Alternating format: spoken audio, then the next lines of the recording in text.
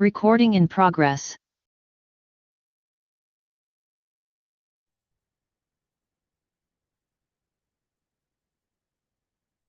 Welcome everyone to our March 10th study session. We have 3 agenda items today. We are going to hear from the RPD on persons experiencing homeless here in Rochester. Then we'll hear a report from our housing advocates as well as the counties on unsheltered homelessness projects, prioritization, and then we'll hear from Public Works on sidewalk gap fill prioritization. So beautiful sunny day, warm. I'm hoping to get out of here in maybe 2 hours. So Administrator Zelms, anything to add?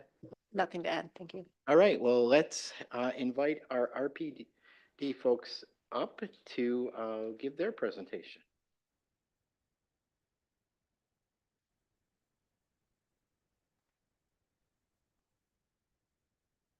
President, Thursday, for having us here. Press the button.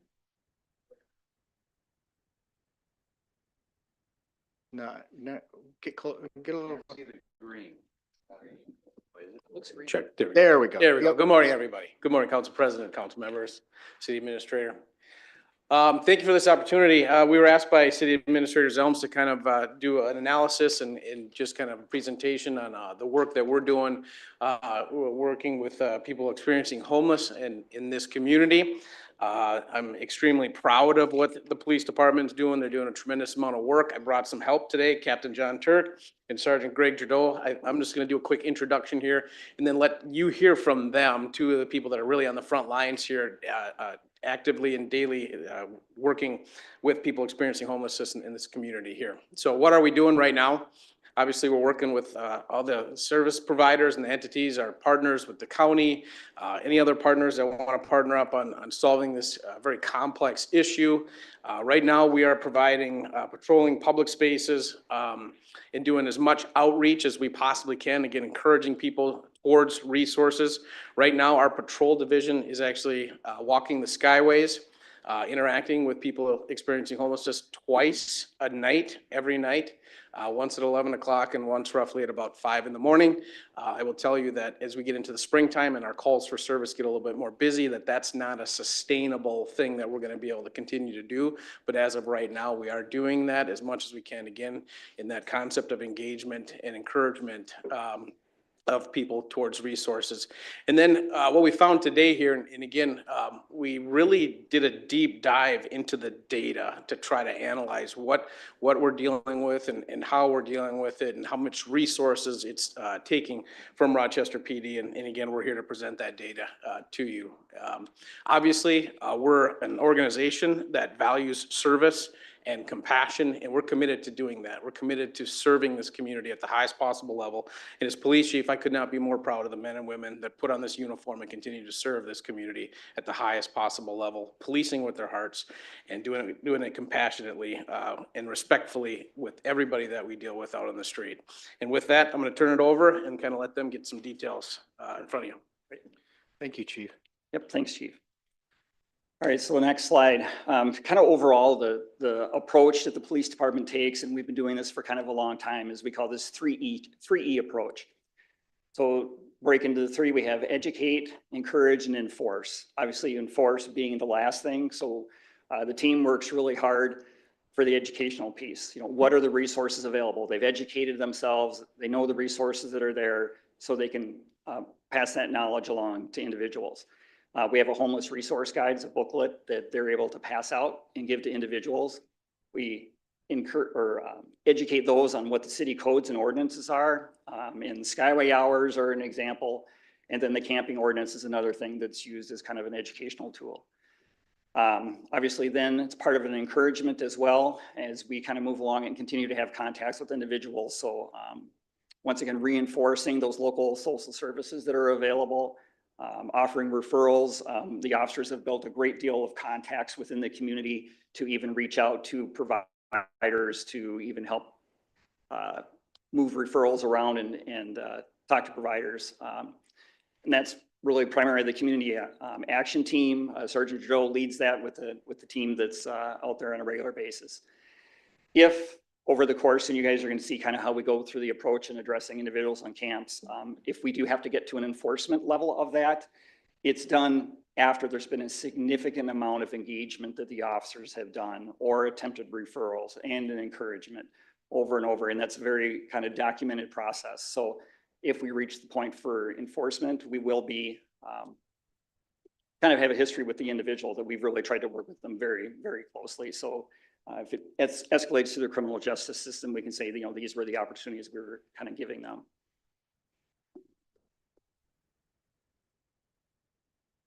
All right, so this is just going to kind of touch on just kind of the efforts to address concerns. You know, the areas of focus that the community action team tends to focus on is camp response, calls for service. There's also another proactive side as well, which is the patrols that the chief just talked about that happen overnight.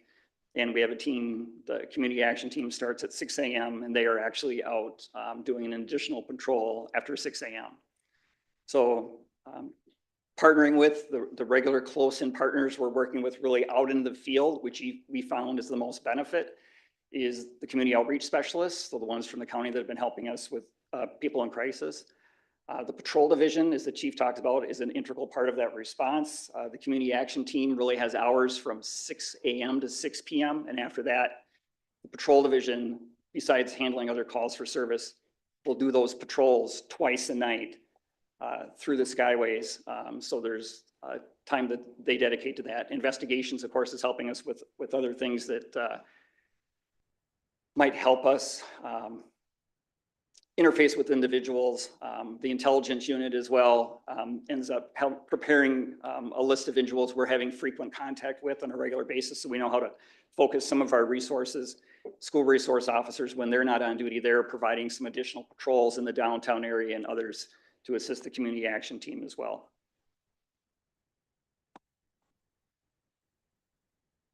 So I won't get into, we'll go into some detail. So this is the camp response process, and Sergeant Jurdo can actually speak to it in much greater detail because he's living it on a daily basis. And this will kind of lead into the next slide as far as the complexity of the time spent as far as we address camps. So very basic on the left, we received a complaint, comes through multiple sources, through dispatch, through individuals. The officers may be called directly just because of other relationships they have. With that, it's documented and they go out and do a verification between RPD and park operations. Once we get out there, there is an evaluation process they do on a reported camp.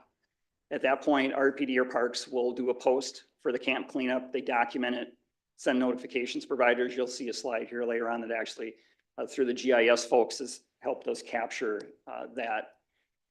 With that, once they posted a camp, they do notify service providers in the community that this camp has been posted, its location, to offer them the opportunities to go out and provide some additional services. The posting states that specific date and time that the camp needs to be removed. They'll coordinate, RPD and Parks now has having to work together to coordinate the potential cleanup. And then they will go out then on that deadline that was set to see what needs to be done as far as cleanup, whether it's been abandoned or there's some additional kind of work that needs to be done. Sergeant Jurdo, I don't know if you had anything additional you wanted to share or reference this. No, the main thing to reference here is, so this is the process for each camp that comes in. So you think about how long this process is and then multiply that by the number of camps we have per year. But we're going to jump to that slide right now. Sergeant Jurdo. Can I ask a clarifying question, Captain or Sergeant? What's the time frame when you report the camp and when the service providers are contacted? How short is that time frame? Fairly quickly. So if we go out and we post a camp, say for example, we posted today on Monday and we go out and we post it for Wednesday or Thursday cleanup, we would then email and let them know we've posted this camp. Here's who's out there if you'd like to make contact. Hours, like a few hours. Yeah, the same day. Okay. We try to do it relatively early. So this is our total number of camps, just to give you an idea then what we're talking about when it comes to clean up the process. So we started keeping track about April 2023. We just needed to see where we're at. If anybody remembers back, we had camps everywhere, very large in size, a lot of people at each one of them. So we started keeping track kind of where they were and see kind of how we were moving forward. And then from that year, so when we started in April 2023, we ended up with 139 camps that year from April until the end of the year. Then we were able, the next year we moved and we were able to reduce the entire year of the next year was 115. That was critical where we got the ordinance that helped us out. What we were able to use, that was a big tool for us. We were able to get people to move along and to keep the size of the camps reduced. A big struggle we had, if you remember, some of the camps were very large in town. You work with an individual, they try to move the camp, they would literally move the camp across the street and it would take them all day. The ordinance really gave us the teeth we needed to help people understand you can have the camp. What we do is then reduce your size, keep mobile, and then that allowed for what people to move quicker, easier, and we were able to get more people to accept resources actually in the end of it. So that was a kind of a critical win for us there. But we also were able to reduce our size because even though we had, as I said, 115, first 139, we had those 139. What we called a camp, we called a camp. Well, a camp then, as you remember, if you saw some of them, there could have been 7 tents with 15 people. Well, that counted as a camp. Now we typically see more of a tent with 1 or 2 people, but we weren't tracking it by tent. So that number would actually be greater than it was. So it's really come a long way for us. And I think a lot of people citizens that have talked to me about it have asked how we were able to make a difference. I said that was one of the big things we were able to do. Can I ask a clarifying question about the Go ahead. previous Go ahead, slide? council member. Yeah, the color coding of the map, can you explain that, the previous slide? Sure. So what we do is, this is a map that gives you an idea of where all the camps were located. So what the ones that are grayed out are camps that have been cleaned up or moved. The ones that are red are active camps.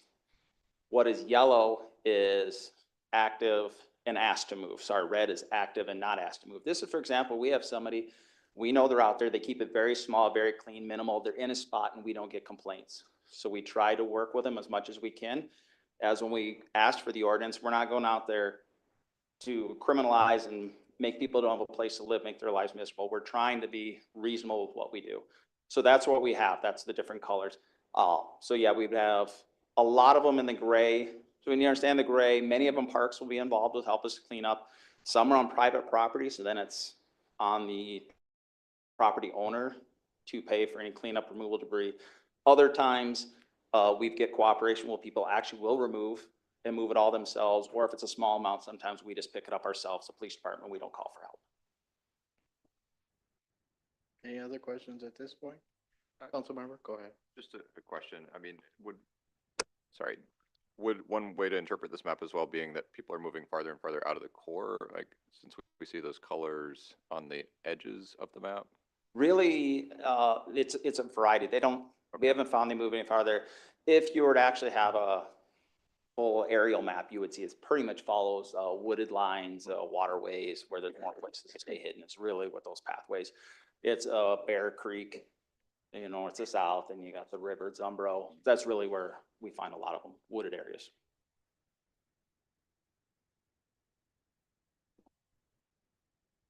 Greg, was there anything specific as far as this slide that you wanted to address? You may have kind of touched on it already, so. Yeah, no, that was just Behaviors that were taking place within the downtown area. So we put together, we'll kind of touch on it during the summer and then also during this holiday shopping season. We kind of had a more focused campaign working downtown. So high police presence, skyways, parking ramps, the Peace Plaza area, or other locations that we know are frequented. We were providing that continuous patrol. So during the summer, which was kind of more of your like Memorial Day, Labor Day type period, we were having beat patrols that were 6 to 7 days a week that were down there. There was 2,200 staff hours that were put in doing the patrolling. So it was about $37,000 in overtime for us. Additionally, to help is the city contracted with a security company to have security patrols within the parking facilities as well. And so they help supplement and provide more coverage than in the evenings and stuff when RPD doesn't have as much time to patrol. The downtown winter safe zone. So this was only just a 14-day period that was kind of leading up to Christmas. This kind of touches on some of the contacts that we had. As far as 233 contacts with people experiencing homeless, 72 trespass warnings were issued. There were 38 citations. The 664 staff hours, that is just encompasses the number of hours of staff that were there, not necessarily all contacts with individuals. Calls for service data. So we took a look at a couple different months to kind of see where we're at.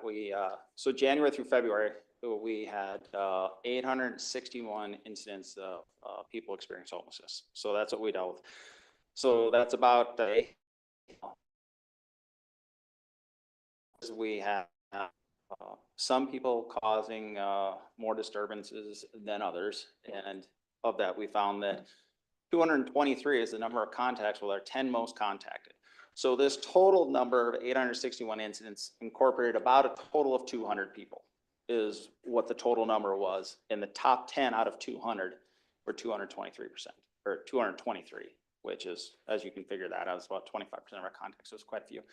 147 number of incidents, again, just with those 10 persons. Okay. So we're gonna kind of go to the last. Councilmember Palmer, go ahead. On the screen, you're telling me that 10 people have 223 contacts in January. So how do you work with the county with these 10 people? Are they with you when you're doing this? Are they encouraging these people to change their behavior? How's your response with the county on this? That's where it's usually, for the most part, it's the officers that are out there right now. If we contact them, we can give a call to the county to see if somebody's available to come out. It's not the most effective right now. We get some, but there's just, I believe, probably limited staffing. But if a fourth of your calls are done by 10 people and supposedly the county is helping out, it seems odd to me that they're not dealing with these 10 people and moving them along or helping them out get services. That's really what we need, is somebody to be right there with us. With those that we have found success, that's where we get success, is these difficult persons usually are service resistant. They have mental health. They have other issues where, you know, they're not going to come to an office to an appointment. They don't even know what day of the week it is. And for them to keep track or try to attend an appointment is very unlikely. So we do have successes when we do have people that can come with us. For an example is our DART program. They are the drug alcohol recovery team. That's been a tremendous winner for us because they have people who are constantly responding out, getting people, getting them to treatment, getting them help that day right there. That's huge. I mean, it's disappointing that the county's not helping us more with that. And I remember getting calls on people kicking holes in walls. Is this one of the 10 people kicking holes in walls in the Skyway? Yes, that was one of the persons. He was actually on the top 10. Now, we actually have done this 2 months now and found very similar. We did it in December and then January looking at the calls, and we found very similar, the top 10 persons, the amount of calls and the amount of citations or crime that would be committed from them, to which now we're working closely with the city and county attorney's office and mental health providers and the county to help address those people. Are you having help with the judges? Are they, I mean, I'm assuming some citation has been written at some point? Yes, that part, it's hard to determine where we're getting with the judges, how much help. Some we've had, I believe there's some level of commitments taking place now, which is good for some persons. And then it's been helpful to really have all of the attorneys in the loop of what's taking place on a day-to-day basis. They'll see reports come through, but for us to be able to meet with them and say, this person has done this amount of damage in these reports, and be able to really point it out to them. That's been successful. And you mentioned the word commitment. Is that as a Olmsted County attorney, or is that a city of Rochester attorney doing a commitment? That I believe is, I would have to be guessing at that. I think it's the county, but is it the county? Council President, I can address that if you want. Councilmember Palmer, council members, members of the public. It is the Olmsted County Attorney's Office that makes decisions with medical input on commitment matters. And are they committing people now? Because my understanding a year ago, they weren't committing people. Well, I would imagine it's certainly more nuanced than that. Certainly they were doing commitments generally last year. Each case is individual, of course. You need the medical documentation and support in order to pursue a commitment. Commitment is considered in appropriate circumstances. At least one of the individuals referenced was recently committed, but that's also no perfect answer for these situations either. There are huge gaps within the commitment system itself. But certainly to your point, it is one of the tools, one of the considerations that needs to be reviewed in these cases where mental health is a significant issue. I've got one more question. So 2 years ago, we had 3 people dying in tents and parks. Last year, did we have anybody dying in parks and tents? Not in a tent though. No, I believe we did have one that I can think of. I think it was last year. Okay, thank you. I know Councilmember Fredericks has a question, but I just wanted to follow up on one line of questioning that Councilmember Palmer took. So just to clarify, so with these most contacted individuals, there is some kind of work that the county does or doesn't do. Can you clarify where that's at? I mean, obviously that's the first door that they would go in for help. So are we getting the service that we need from the county? I think that's part of the message here today is there's room for improvement. And quite frankly, we're here kind of from an educational standpoint of just kind of sharing our experience. So I think there's room for improvement on all fronts, including working with county, working with DART and social services, the court systems, commitments. I'd be remiss if I didn't say that there is room for improvement here. With that said, you know, the police officers are really good at handling calls for service, whatever it is, trespassing, theft, whatever infraction occurred, and they're going to handle that in the moment on the street, whether that's issuing a citation or whatnot, or remove the person from the trespass property. And then the county gets the notification, hey, we had contact with so-and-so again. We just recently started kind of tracking and saw some of these numbers as we dove down into these numbers, and quite frankly, they are a little bit shocking and disturbing. Again, that's part of our message here today is Rochester Police Department is on the front lines, and we feel like we're on the front lines ourselves. We want help. We need help, and we need help with the most difficult people, the hardest to reach. That's who we're dealing with. I'm sure the county is doing wonderful things and they're working with people and all that. But what I'm here to say is to paint this picture for you that we're dealing with the most difficult population, and what we're doing is not sustainable, and we need some help. And so we need to make our kind of priorities the community's priorities, and it's got to be a community-based effort because we can't do it alone. And add to that, that with what the county do, if the county had a caseload of persons to address these service-resistant people, you would have to greatly reduce that social worker's capacity. Keep that in mind. Difficulty and this intense would greatly reduce the ability they have to do the job they have to do. So right now, if they have a lot of people in their client load, that's probably not even feasible to do. So very difficult, it's time intensive. But that is what it will take to deal with the 10 most frequent or 20, most frequent people is really kind of a casework mentality of that's our client, that's our laser focus, and that's who we're going to help every single day.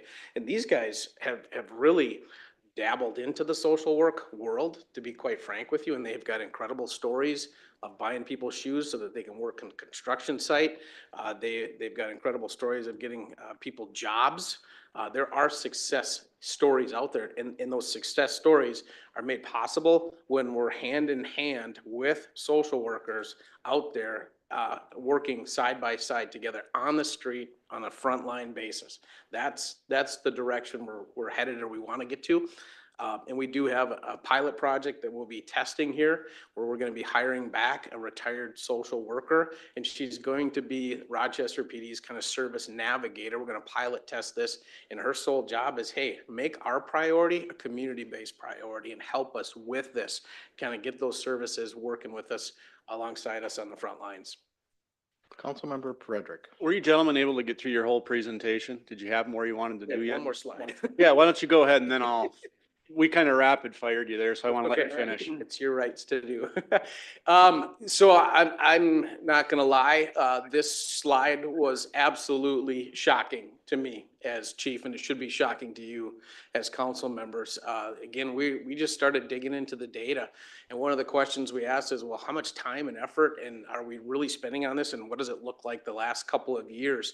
And if you see that, you know, and you divide out the hours, in 2024, we spent 28,827 hours of time on people experience. That's just on people experience. And you divide that out, that's 13 FTEs. You multiply it out by salaries. We're spending about $1.3 million. We're on pace next year, or this year, excuse me, in 2025, to probably be about that $1.5 million in wages alone. And that's just a cost to Rochester PD. And as I look at this increase of FTE headcount and these number of hours that it is taking from the police department, I'm looking at this and going, well, we're still trending upwards here, and this is not sustainable moving forward for us as an organization. The CAT team, the community action team, has multiple jobs other than just dealing with homeless in this community. And quite frankly, I might as well just rename them a homeless outreach team, a hot team, which other PDs have, because that's all they do pert near is this. And they've had to focus a lot of their attention. Very proud of them. They've gotten very good at it and still dealing with it very compassionately. But as I look at this across the board and the resources that this is taking from the police department, I do have concerns moving forward here. And again, I do believe the answer is this community root cause based analysis, case or work, laser focus pilot project that we're going to try to assemble and get off the ground here. Thank you, Chief. Councilmember Fredericks. Thank you. First of all, I've had the pleasure of working directly with all of you out in the field, and your team does an amazing job of what they do. We're very fortunate as a community to have the people we have in your positions, including your force. So I just wanted to say that first of all.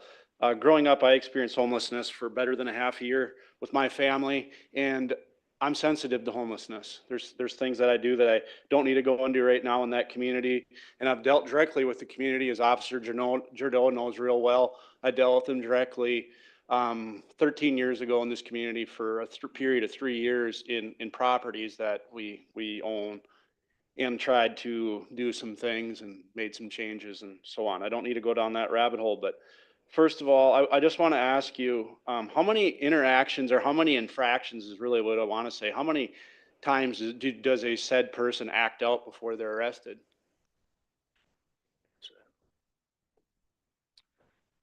Depends on, arrest would be citation. Yes.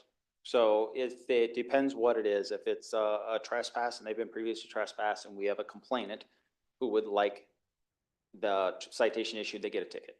Yep. So it's complaint based. If we're in the parking ramps of the skyways, for the most part, most people are usually going to receive a citation.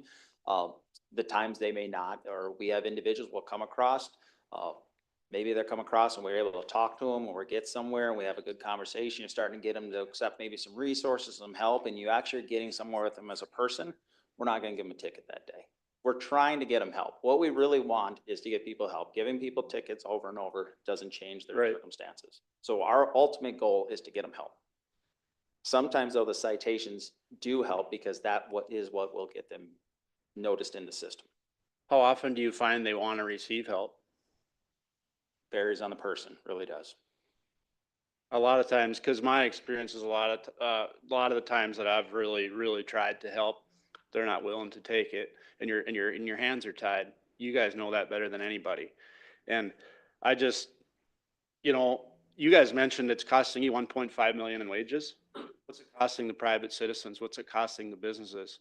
I know firsthand, serious things have had to be done that it cost, $30, $40, $50,000 just to fix problems. So, that's just your cost. There's a cost, so that just leads to the next thing. What I'm really working up to is, what can we do to help you? Again, as I said earlier, really this is just putting it on record, matter of fact, and saying we can't do it alone, we need some help. I hope that this presentation today will spur that room for improvement, as I talked about earlier, bringing people to the table. We do want and need both city representation and county representation at the table. And again, support for the pilot project, we'll see how that works. But it's about communication in this city, that this is not just a Rochester problem. This is not just a Rochester PD problem. This is a community-based problem. And we Right, have it's our to, problem. we have to attack it from that front. I agree. Councilmember Doring? Yeah, I have a few questions. It's gonna be kind of a smatter shot. I hope you guys don't mind with that. Could you go back one slide for me? Can you talk a little bit about the varying types of calls for service that you get? So I understand property damage, I understand trespassing. Do you get calls just because someone is uncomfortable because they see a homeless person? We experience the wide gamut.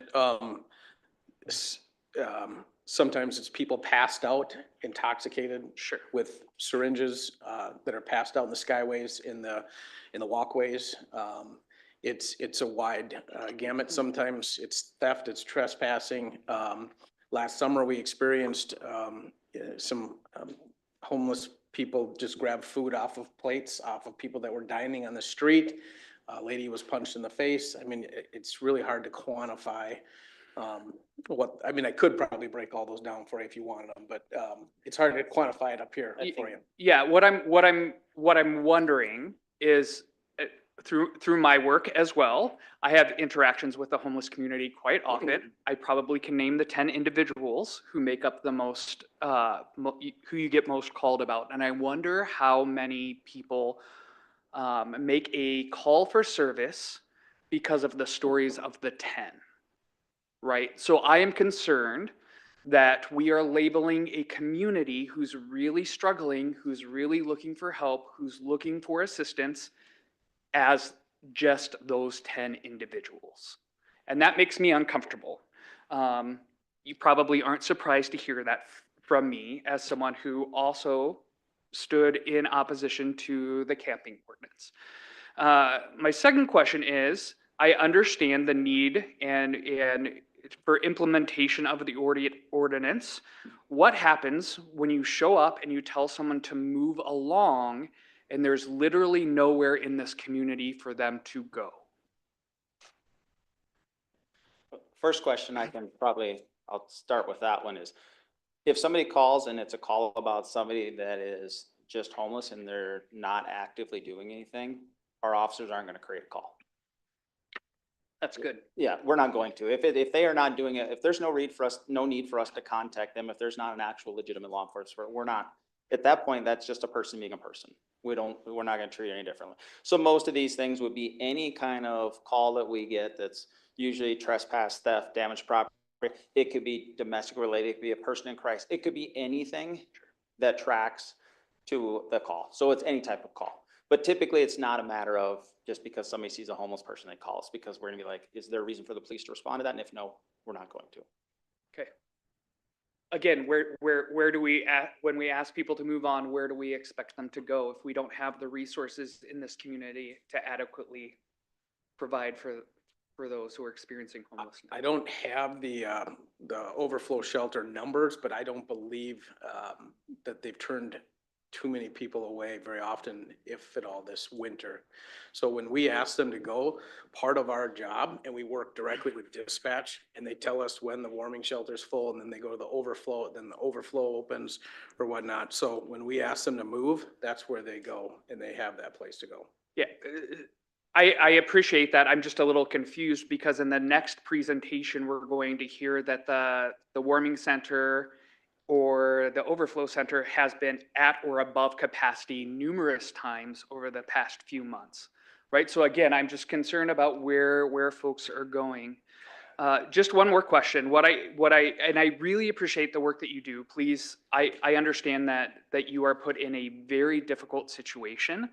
And I appreciate all the efforts that you make. What I heard, and I just want to make sure I heard you correctly, is that where we can be most helpful to you is helping to be a part of a coalition who's talking about intervention and prevention. Is that correct? I think where you could help us most is by helping us to get the right stakeholders to the table, and then we've got to work the problem. Okay. And the problem's got to be laser focused casework on the most frequent offenders. Let me go back to your previous question, because I think this is a valid point here. Is, as I said earlier, that we're walking the skyways twice a night, every single night, and then the officers send command staff a sit rep saying, hey, we had contact with this person, this person, this person in the skyway. They're having contact with maybe 5 or 6 people a night, and we're starting to try to track that of who we're having contact with. What I can tell you is on the very, very, very cold nights when it was minus 30 or whatnot, and there were several days of that, our contact rate dropped down to 0. So they went somewhere. I can't tell you where they go, but they chose to go somewhere else. And they weren't, and it was interesting that the sit reps were 000s across the board on the coldest nights. So it tells me they went somewhere. And when it's important, they can make that positive choice of going somewhere rather than kind of being where they shouldn't be. So. Could I ask one more question? I just have one more follow-up that popped in my head, and I appreciate that knowledge too, Chief. So demographics of this population, we're going to see some numbers from RPS that are quite disturbing in this next presentation as well about young people who are at risk to experiencing homelessness. Are you getting many calls about youth who are experiencing homelessness as a police force, or are we talking mostly adults? We are talking mostly adults. We are not getting a lot of youth calls for service. Youth is a different game, and we would work diligently and extra hard for youth that are experiencing homelessness out there. And I trust that that was the case. I just thought that was important for public knowledge as well. Okay, so I have first Wall, Keen, then Miller. So Councilmember Wall, go ahead. Thank you. My question is on this slide of those with whom you have most contact. They get 14.7 trespass incidents in a month, which is every other day. How do you fight discouragement when you know that it's going to be the same people and they get 14.7 a month? It is equally discouraging to us as well, sir. Again, I think that's where the room for improvement is if there is a continuation of behavior and negative behavior, there does need to be consequences, and that's where I think there's room for improvement in the courts. Councilmember Keen. Yeah, hey, thanks. I should stay right up top. It's sort of bothersome to me that when we're going to have a discussion on people experiencing homelessness, we start out with the police department. It shouldn't be that way, but it probably has to be that way because we're the city and our main touch point for homelessness is with our police force. But the community's perspective on this is much larger, and I think that's good that we're going to take a different lens in the next presentation and look at housing. But again, it's just something that I don't want that to be left with the community, that when we want to talk about people experiencing homeless, we start with our police department, because I don't think that's where we start. And I really appreciate this idea of data driven. And there's a couple of things here that, again, I think you've kind of used the data to kind of put us on these perspectives of this idea of like, I've heard other things from the county before, and they're actually fairly, really good data where we'd say we'd have a census in 1 year of 230 people in the streets, and we'd have a similar census a year later, but we'd only have about 20 or 30 of the same people.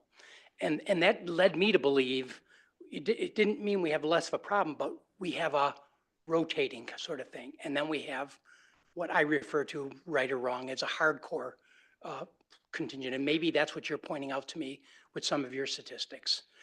We got into them today and talking about them and led right away to, can they be committed? But that didn't ring true to me because I have this other view of this. This is, Sergeant Giroux used the term service resistant, but it's not that they should be committed based on mental health things. It's they want to be where they're at. And I want to see if I was left with the wrong impression on our discussion on commitment and civil commitment in judges, or if that's an accurate way of picturing these more hardcore cases that our police are working with. Speak to that. As far as the commitment part, that's a very, very small percentage of people that would reach that level. And when I say service resistant, that's where we struggle is these people are struggling out there. They have been in their world. We get to know them very well. They'll tell me their life stories. They've been thrown away by everybody to include their own families. They have lost trust in the system. Everybody, they don't believe anybody can help them at this point. That's why it takes the time after time going back to them and back to them. First thing you have to do is earn their trust that you are actually going to help them get somewhere. And that's where we have found success is these multiple contacts, learning their stories at our campuses. Where we, like this chief said, we hope try to find them jobs. We buy a guy a pair of boots to get him to work. We've driven a guy to work. We go out and we check up on them. That's what they need is the intense, somebody building that trust back into them. That's where we're at. So that's their service resistant because they've felt like they've been failed so many times, and they just really need that intensive help to reach them back out of the hole that they're in. I just want to just differentiate because I think that is a different level. Social workers, but we all on the streets at night trying to do these, and I've got really good feedback on your team's work with them. But again, I want to make sure we leave here with a view that's as complicated as the situation is, and not a simplification. Yeah, without sounding like we're oversimplifying, there really are three root cause drivers to homelessness: drugs, alcohol, and mental illness or some sort of mental crisis. And again, if we can get to the root cause of what's driving them, then I think we're going to really make a difference. And again, yes, what do we need? We need the social service entities out there on the street with us, building that level of trust with this community so that we can get them the help that they need. That's what we really need. Thank you. You made a point of like this FTE, and when we look at this, but of course our community has a bigger, we have the educate, engage, and then the enforce. So we have these other steps. I think, Chief Franklin, I think you've told me that other cities take a very much of like, don't call the police unless there's police activity there. They don't have a people experiencing homelessness lens. They take a view of like, you call the police when someone's doing something that's against law or trespassing or things like that. Can you take apart those 13 and say, like, if we had a no cat team and we had just this, do we have double the amount of enforcement, or do we have about the same investment or a dramatically less investment? Yeah, so we take a very proactive approach to dealing with people experiencing homelessness. And we do that because we feel it's important. And we do that because we believe that that is what this community wants us to do. Could we wash our hands and say, just call us? Then yes, then all you're going to have is you're going to lose the 2 E's, because then it's just going to be on a call for service basis enforcement effort, and you're going to lose the front end of encouragement and education. But we feel that that's an important piece. You got to give people options on the front end to make positive choices first. Well, it's important for you to say that because you're right. If my perspective is the city has asked you to take that more, and it's a very compassionate view of that, and it's not a law enforcement view. And the feedback I've got is that we are doing that, but I'm trying to ask that if that's a cost or that's really time well spent, that on the overall, we're doing a better job that way? Well, there certainly is a cost to it. I think part of the presentation here too is I look at those numbers and go, whew, holy cow, that if this keeps going up, then I am going to lose capacity. We're already losing capacity, to be honest with you. So we've already dialed back on our safe summer nights initiatives. We're going from 6 down to 4 because that's what primary activity of the CAT team. And so as these numbers go up, we do lose capacity, and there is a true and real cost, if I'm answering your question correctly. I'm trying to get there. You probably are, but let me play it back to you, and because I could take a real negative reading of this. It says all the education we're doing, all the enforcement we're doing, it's not helping. We still have we still are really have the same, we have all this work to do the enforcement. Sure. Is that the case or is it not? So, great question. Thank you. So now I understand. Great question. I think it is helping. And I think it is the proper approach. And I think it's helping for this reason. Because again, we had 861 contacts, only 223 of them were from 10 people alone. But what you're gonna find is there's a lot of people in this community that are doing good, and they're working with people and they're helping people. And that is good. And the education piece and the encouragement piece is helping some people. It is driving some people. And so it is working. What I would also say is I need help on the top 10. I need help on the most difficult, the most service resistant. So to me, it's not an either or, it's a both and, because it's a very complex problem that nobody, quite frankly, has a good solution for. Okay.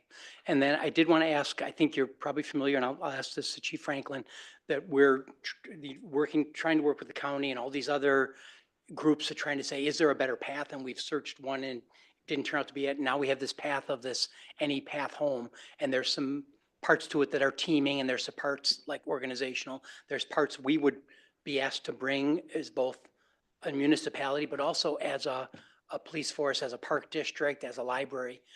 Are there parts of that you would really encourage, or are there parts of that done incorrectly would worry the police chief of Rochester?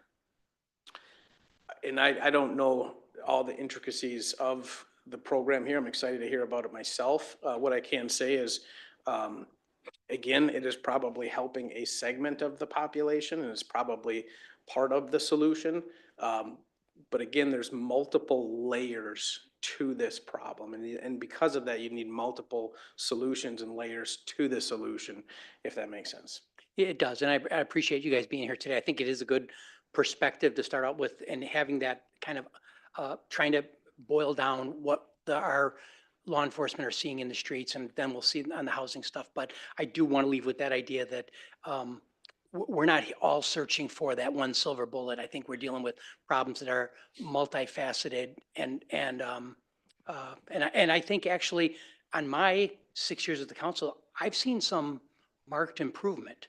And I don't mean to say that good, we're past the worst of it, because there's new problems coming up, and there's housing is much more expensive than it was, and you guys are dealing with the new sort of drug problems. So there's always more to do, but it doesn't mean we're not having an impact. One final comment on that. I talked about the 3 root cause drivers. It's not the only 3, but it's the primary 3. If you just put them in a house without dealing with the root cause, you're not really fixing the problem. So again, it's got to be a layered approach with multiple facets. So you're spot on.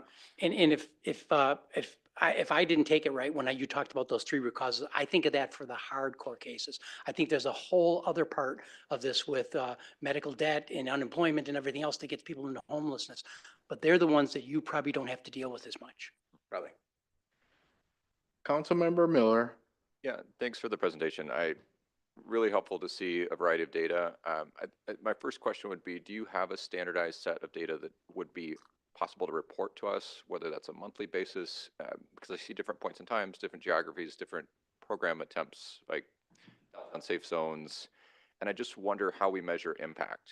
We see the resource use over time at different points and that climbing, but how should we be thinking about the measurable impacts? And I also see community partners in the audience today and wonder what other points of information we should be taking into consideration on a reporting package to be able to say, resource use increased X amount percent FTE compared with last year.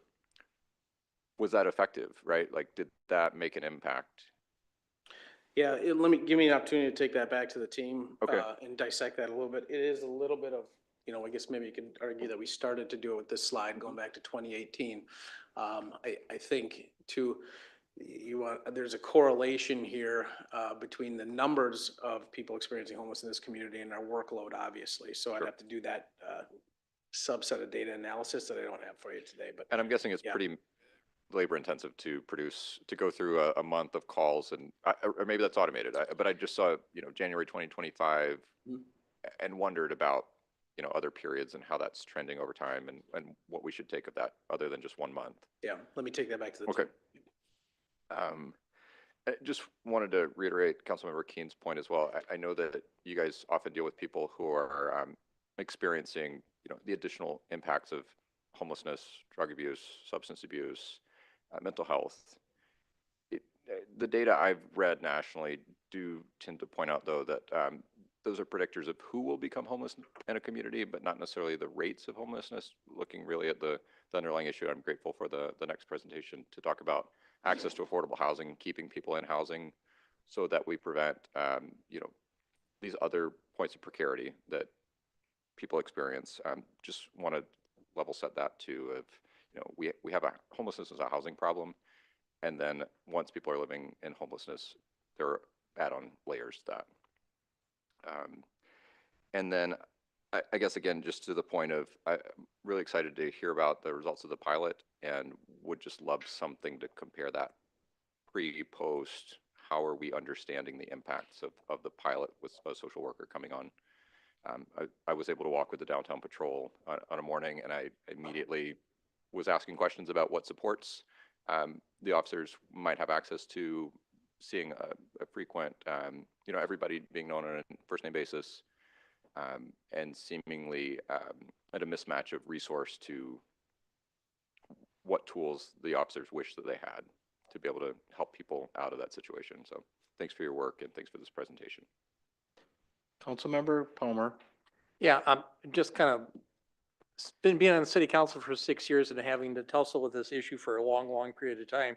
It's always been our philosophy that it's not against the law to be homeless. And so, you're reflecting that your policies are reflecting the community's policies. We want you to be helpful to people. You're telling me we have $1.5 million from you, but we also have ramp security out there. We also have park security out there. We also have them in the library.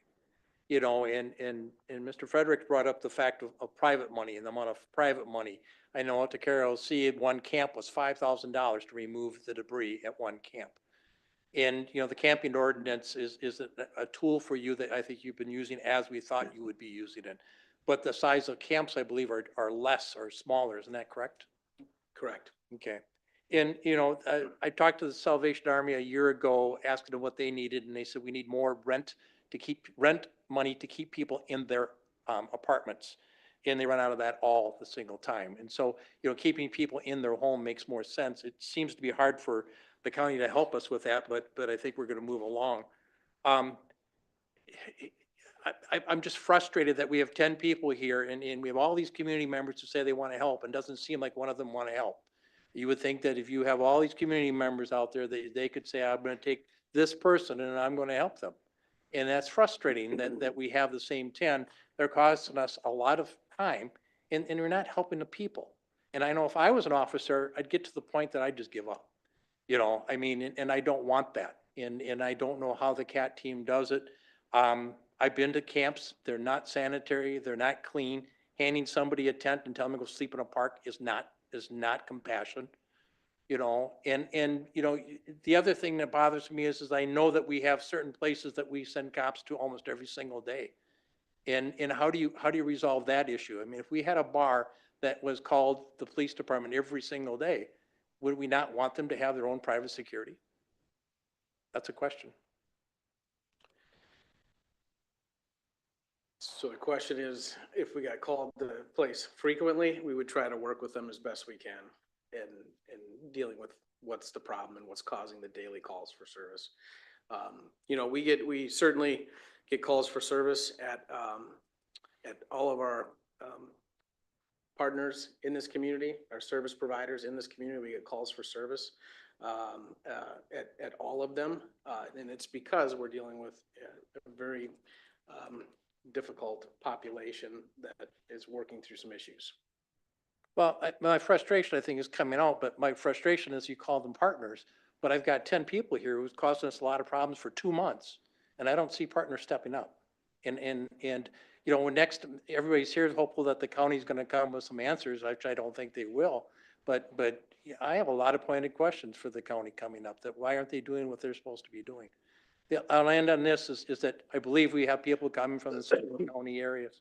You know, and they don't have homeless shelters other places, and they're dumping them here in Rochester.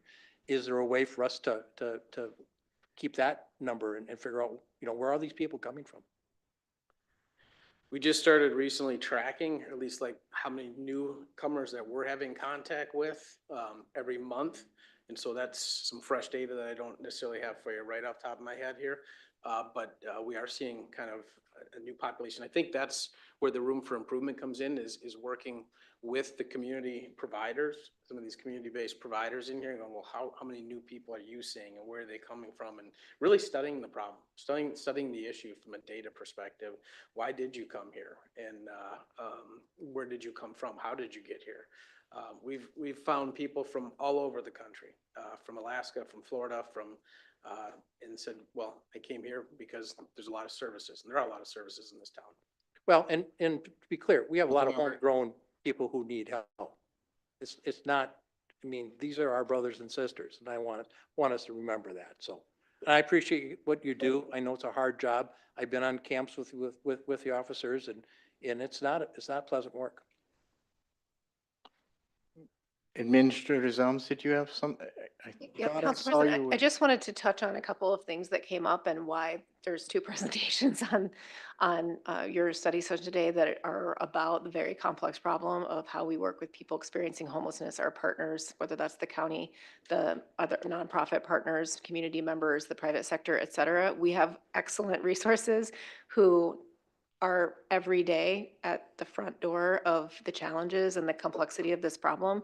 And just looking through the presentation to see the law enforcement officers who have perhaps the most contact with folks, whether they are receiving services at any of the partners, they think they can solve this problem for themselves if they're at that stage, et cetera. And so folks that know, you know, yes, there are service providers that know a lot of people by name, but we have police officers who are regularly interacting, even if that's just education, a hello, looks like you're, you know, doing good today. Like, they are there 29,000 hours of the year working with the population that you're going to be discussing next. And it seems important to me to have the full conversation of how complex this challenge is, and that we have resources here who, because they care about the community, have a vested interest in being part of the next conversation.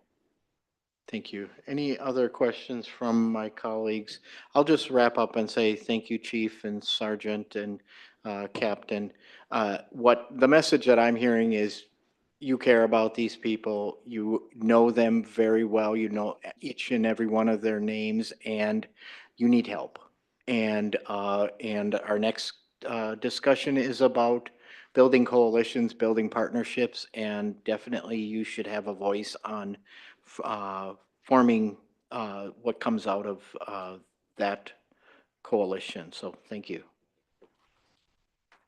So with that, we will call Taryn up and present how are we going to fix this or make it better. All right. Good afternoon, council members, council president. My name is Taryn Edens. I'm the Assistant Director of Economic Growth with the Community Development Department for the City of Rochester. I'll be co-presenting with Dave Dunn, the Housing and Planning Director for Olmsted County today. Really, the intention is to build off the last presentation. I think it was well said by Councilmember Keene and Administrator Zelms that police really are sort of at the forefront of the city's role in supporting and interacting with this population. So to build off of that presentation, I'd like to give you a little more background on people experiencing homelessness, PEH will use in our community, as well as building on the city's role. This was a very large part of it. We interact and support this population in a couple other ways. And as you've heard, the county also provides human services as well in this space. And then we'd like to introduce you to Any Path Home and discuss, right, one of the many ways to consider in responding to this complex situation before us. So some quick background. I got some of this information from our service providers and some public data. Some for you to consider. The Warming Center and Overflow Center recently has been reporting they're at capacity pretty regularly. Most recently, they shared they've seen a 35% increase in guests compared to the same time last year. We've seen an increased demand for the housing stability team. You'll hear about that. That's one of the county's resources that they provide, noting an average of 66 intakes monthly. Evictions continue to occur. We see about 12 weekly, most for non-payment of rent. I'm going to jump down. Can you stop? Councilmember Fredericks has a question. Just for clarity, a warming center, I'm familiar, right across the street. Overflow, are we talking Salvation Army at night after 10? Mm-hmm. Okay, so it's the Salvation Army over here after 10 at night. In partnering with the Warming Center. Yep. Yep, okay. Single adults point in time count. This is done every year. The U.S. Department of Housing and Urban Development calls for this. These are very preliminary numbers, but the last point in count time done end of January estimated 161 individuals. We consider this probably a low estimate. We don't get the final numbers till the end of the year, so just wanted to give you that. We do get data from Rochester Public Schools often, so though the conversation is usually around single adults, I wanted to share this because we've shared it in the past. Year to date, 372 students have experienced homelessness. You should know their counts and how they categorize folks experiencing homelessness is different. It's a lot more flexible in the school district. They're considering families in transition, so folks doubling up, not necessarily chronically homeless as we would know it. So keep that number in mind. But as you see, in January, that involved 201 different families. So just wanted to give you, once again, you heard about a lot of numbers that are very important and take up a lot of time. And this really, it's hard to, categorize this into big numbers, but wanted to show you the number of individuals impacted. And to give you a little history of where we've been in working in this space. We talk about 2018 and as a starting place a lot. So just to give you some quick background on efforts or impacts in this space since that time. Essentially, that's the time that it came to our attention that a lot of folks were staying in the skyways. We had a cold weather shelter only at the time. So only on really cold nights was a shelter open. So the next year, the city responded to skyways in kind of ways that you've heard, right? And the city and county supported a seasonal shelter during the winter months. The following year, the pandemic occurred, so a lot of things came out of that. The engagement team developed the housing stability team at the county that you'll hear about. The day center at the Mayo Civic Center was developed. We had isolation space developed for COVID. In 2021, we transitioned out of the pandemic. The Landing Day Center developed, was moved from the Mayo Civic Center to Salvation Army to Silver Lake Fire Station. That was just in 2021. And we supported a year-round shelter at that point, right? The Echo Center was open. You'll hear more about that. In 2022, some additional efforts continue. The HRA purchased the 105 that provides specific housing units for housing stability. The Landing opened their permanent location. Street Medicine launched, which was discussed earlier, and the Shelter Work Group launched, which I'll talk about that. The Shelter Work Group was established and did most of their work in 2023 in response to some shelter capital funding available at the state level. That group included voices from the city, the county, many service providers that are here and that will be discussed. And really that goal was to talk about shelter needs specifically. The HRA purchased the residence at Old Town Hall with the intention of using that. And in the end, that shelter application was denied. So really from that point, we know this complex issue still exists and we needed to respond to it in a more holistic way. So thus, a homeless response steering committee was established using a smaller subset of that original group to represent folks interacting with that population. Any Path Home was created. So instead of just focusing on shelter, we're looking at it from a more holistic, bigger perspective, considering the resources that we already have versus applying for funding. Once again, RPD is a big piece of this conversation. The city does support this population in a few different ways. So just showed a few departments that interact. Enforcement's our biggest role, right? That can be community development and private space, RPD, parks and recreation as they support camp cleanups and public spaces. But just as well, the public library is a great resource for folks too. It's a place to just be, just as well. They house one of the county social workers every Thursday afternoon for folks to use. RPU, for example, is another great example of providing of resources to prevent homelessness. They provide utility support to folks at risk of losing their homes. So we do have a part in many ways. That's not to also include all the ways that we contribute through different funding mechanisms to our service providers, right? So we do play a role in a variety of ways. Enforcement is just one of our more visible roles. So we are talking about investment a lot, and it's because we want you to understand, once again, the weight and the impact of interacting and supporting, right? And really a call to action to consider some long-term solutions. So examples of resource investments continued includes the library security specialist. So this was piloted in 2024 and now become a full-time role. And since that has become full-time and having this dedicated position, the library has reported that they're able to build more consistent relationships with their visitors. Last year, they saw over 30,000 additional visitors compared to the year before. And they found this to be helpful so that they have someone specific to handle behavioral incidents when they come up. Ramp security was also mentioned as another resource that we had to invest in, right? So specifically doing what we can for ramp security is another financial investment we've made in the space. And so you can see the numbers before you and the amount of time that goes into that as well. Parks and Recreation specifically is another department that does a lot in this space. You heard a bit about that through RPD, and there's some numbers here to show you, and some were mentioned already as far as one costly cleanup that happened in May, and numbers included for that was $3,425, and that's really not all inclusive of all of the benefits that a staff would get. It's just staff hours, equipment costs, you name it. But really the Parks and Rec team, Park Ops, play a vital role in facilitating encampment cleanup when it's in a public space. So this just shows you last year's data alone, 47 parks cleaned up, and that's still not all inclusive. Those are usually the big ones. They have one-offs from time to time. And it's estimated 235 hours for their cleanup. So they have a partnership with RPD as well and working through that. So once again, want to give you the information of the depth of our investment in this space. So with that, once again, the city plays a role primarily in enforcement in other ways. We do also play a role in affordable housing and affordable living. I like to show this sort of as an affordable housing spectrum or continuum, trying to really quickly describe area median income to you. Imagine a bell curve and you pick the middle number, and that's the median income earner in our community, right? A lot of our work around housing is primarily supporting workforce rental housing. You'll see that in the 50 and above, and affordable home ownership, and that's where our resources are used best. I'm going to transition to the county to talk more about some of their human services resources, and you'll find that they have more resources to support the bigger spectrum, but especially supportive housing and public housing. So with that, I'll turn it over to Dave Dunn. Thank you, Ms. Eatons. Welcome, Mr. Dunn.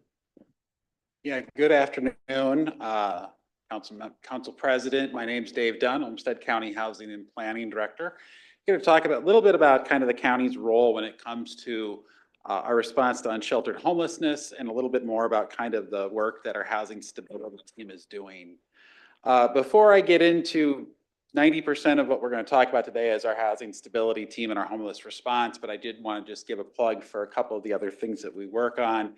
The Olmsted County Housing Department has about 300 housing units within the community that we own and operate. So everywhere from senior housing to public housing and things all the way in between, everywhere from a 39 unit building down to single family homes. So we do have that component of our organization. The other thing that we do is rental assistance. So we administer about 900 units of rental assistance throughout Olmsted County.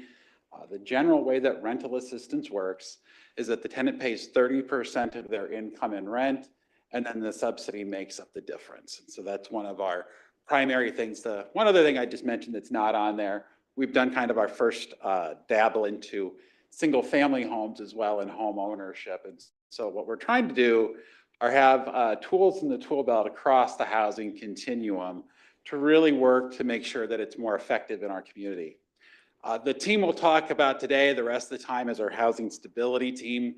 It says there Olmsted County levy because that is the funding source for this team.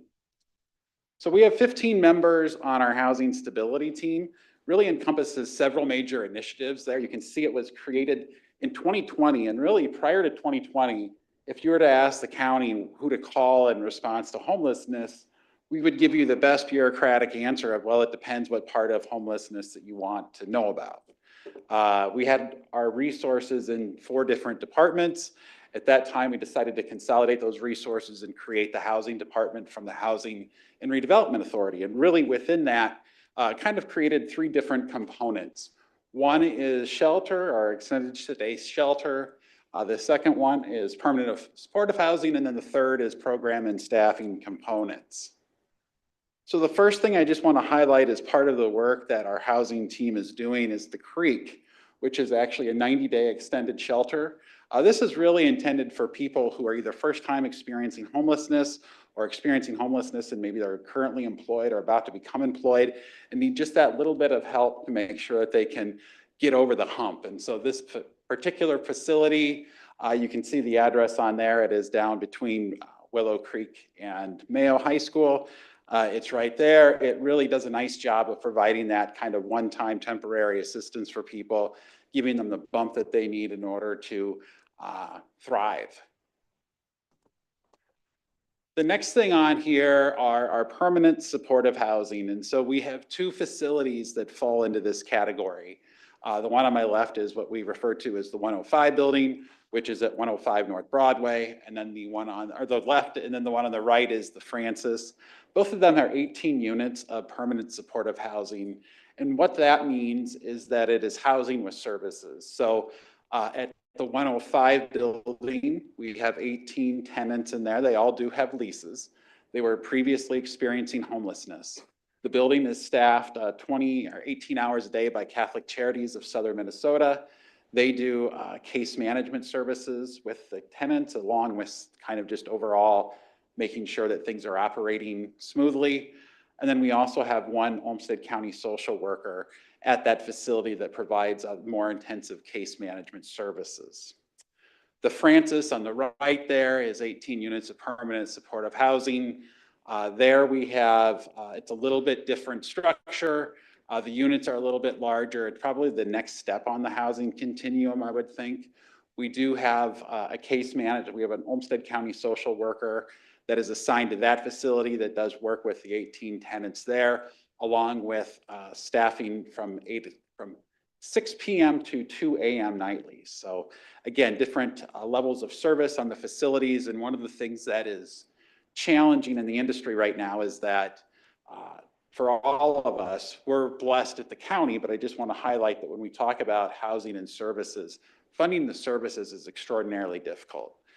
There's not an easy funding source for those services, whether that's the social worker or whether that is the case management that goes along with it. Now for the HRA, we're blessed that we can use levy dollars, so I'm not suggesting that is an issue here, but it is one of the more significant issues facing the affordable housing community at a larger level, so I just wanted to highlight it while we were talking about permanent supportive housing. The next resource I wanted to highlight was our housing stability line, or formerly our Guiding Partners to Solution, or GPS line.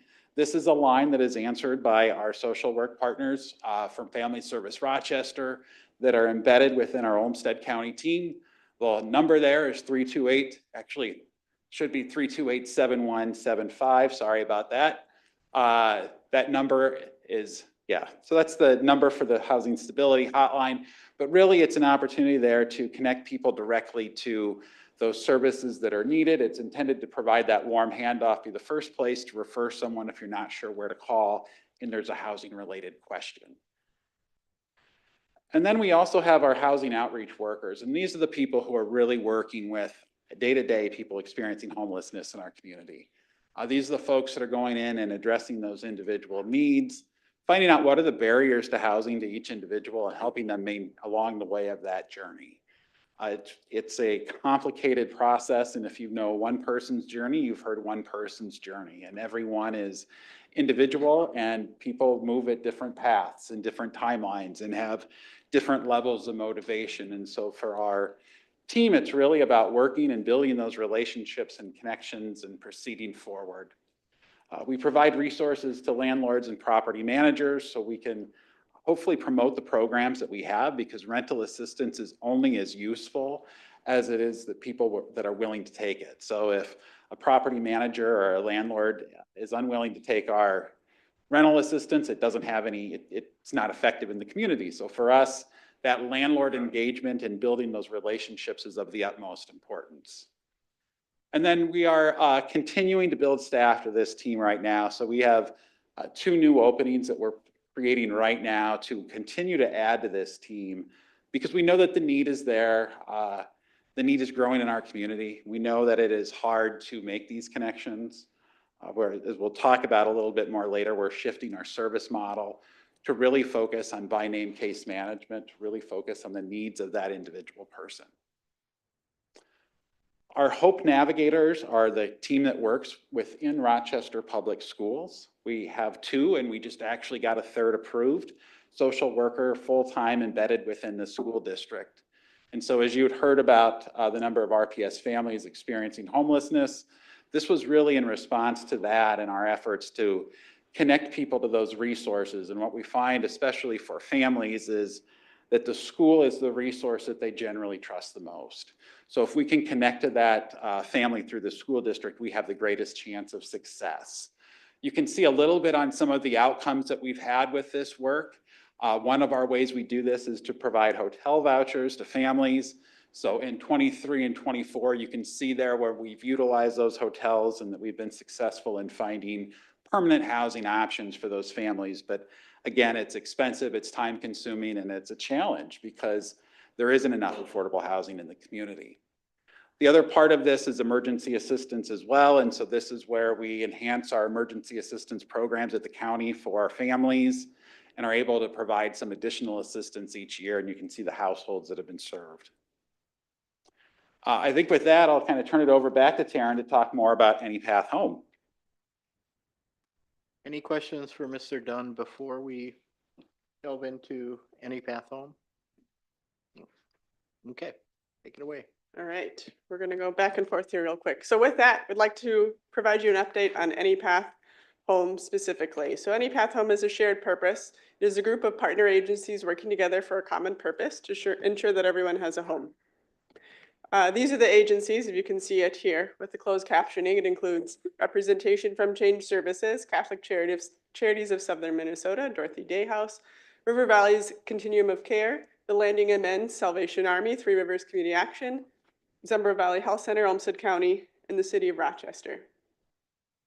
This is a visual to sort of give you an example of what it takes to navigate the existing and current system for one experiencing homelessness. This is a way for me to describe one of the goals of Any Path Home. We already have a number of resources in our community. They're not easy to navigate, and there is an opportunity before us to better connect those resources. So essentially, this is one way we can work with the existing resources we already have to serve this population. So with that, talking about our current response system, it has its strengths. As mentioned, I mentioned a number of agencies. That's not all inclusive of all those that do work in this community, but they do great work as it is. Agencies excel individually, and there are many individual examples of success. We do have a lot of opportunities within our current system. For example, it's not really a great system. It sort of operates in different ways, and it's fractured. Agencies have to compete for resources, and there are other resources needed, as mentioned, one of them being housing. So with that, I'm going to give it back to Dave, and he's going to talk about the 5 pillars of what a revised system would look like as it relates to Any Path Home. Thank you, Taryn. And so as part of this process that we started about this time last year, we really started to look at our homeless response system. And then Taryn just mentioned in one of her slides that one of the things we found in working collectively is that it was more a series of agencies that were doing great work and maybe less of an actual system. And so together, what we did is we really mapped out, how do we work together to streamline these processes and procedures to connect people to stable housing? And so you can see there the 5 pillars, as we call them, kind of a system that we're working to create here locally.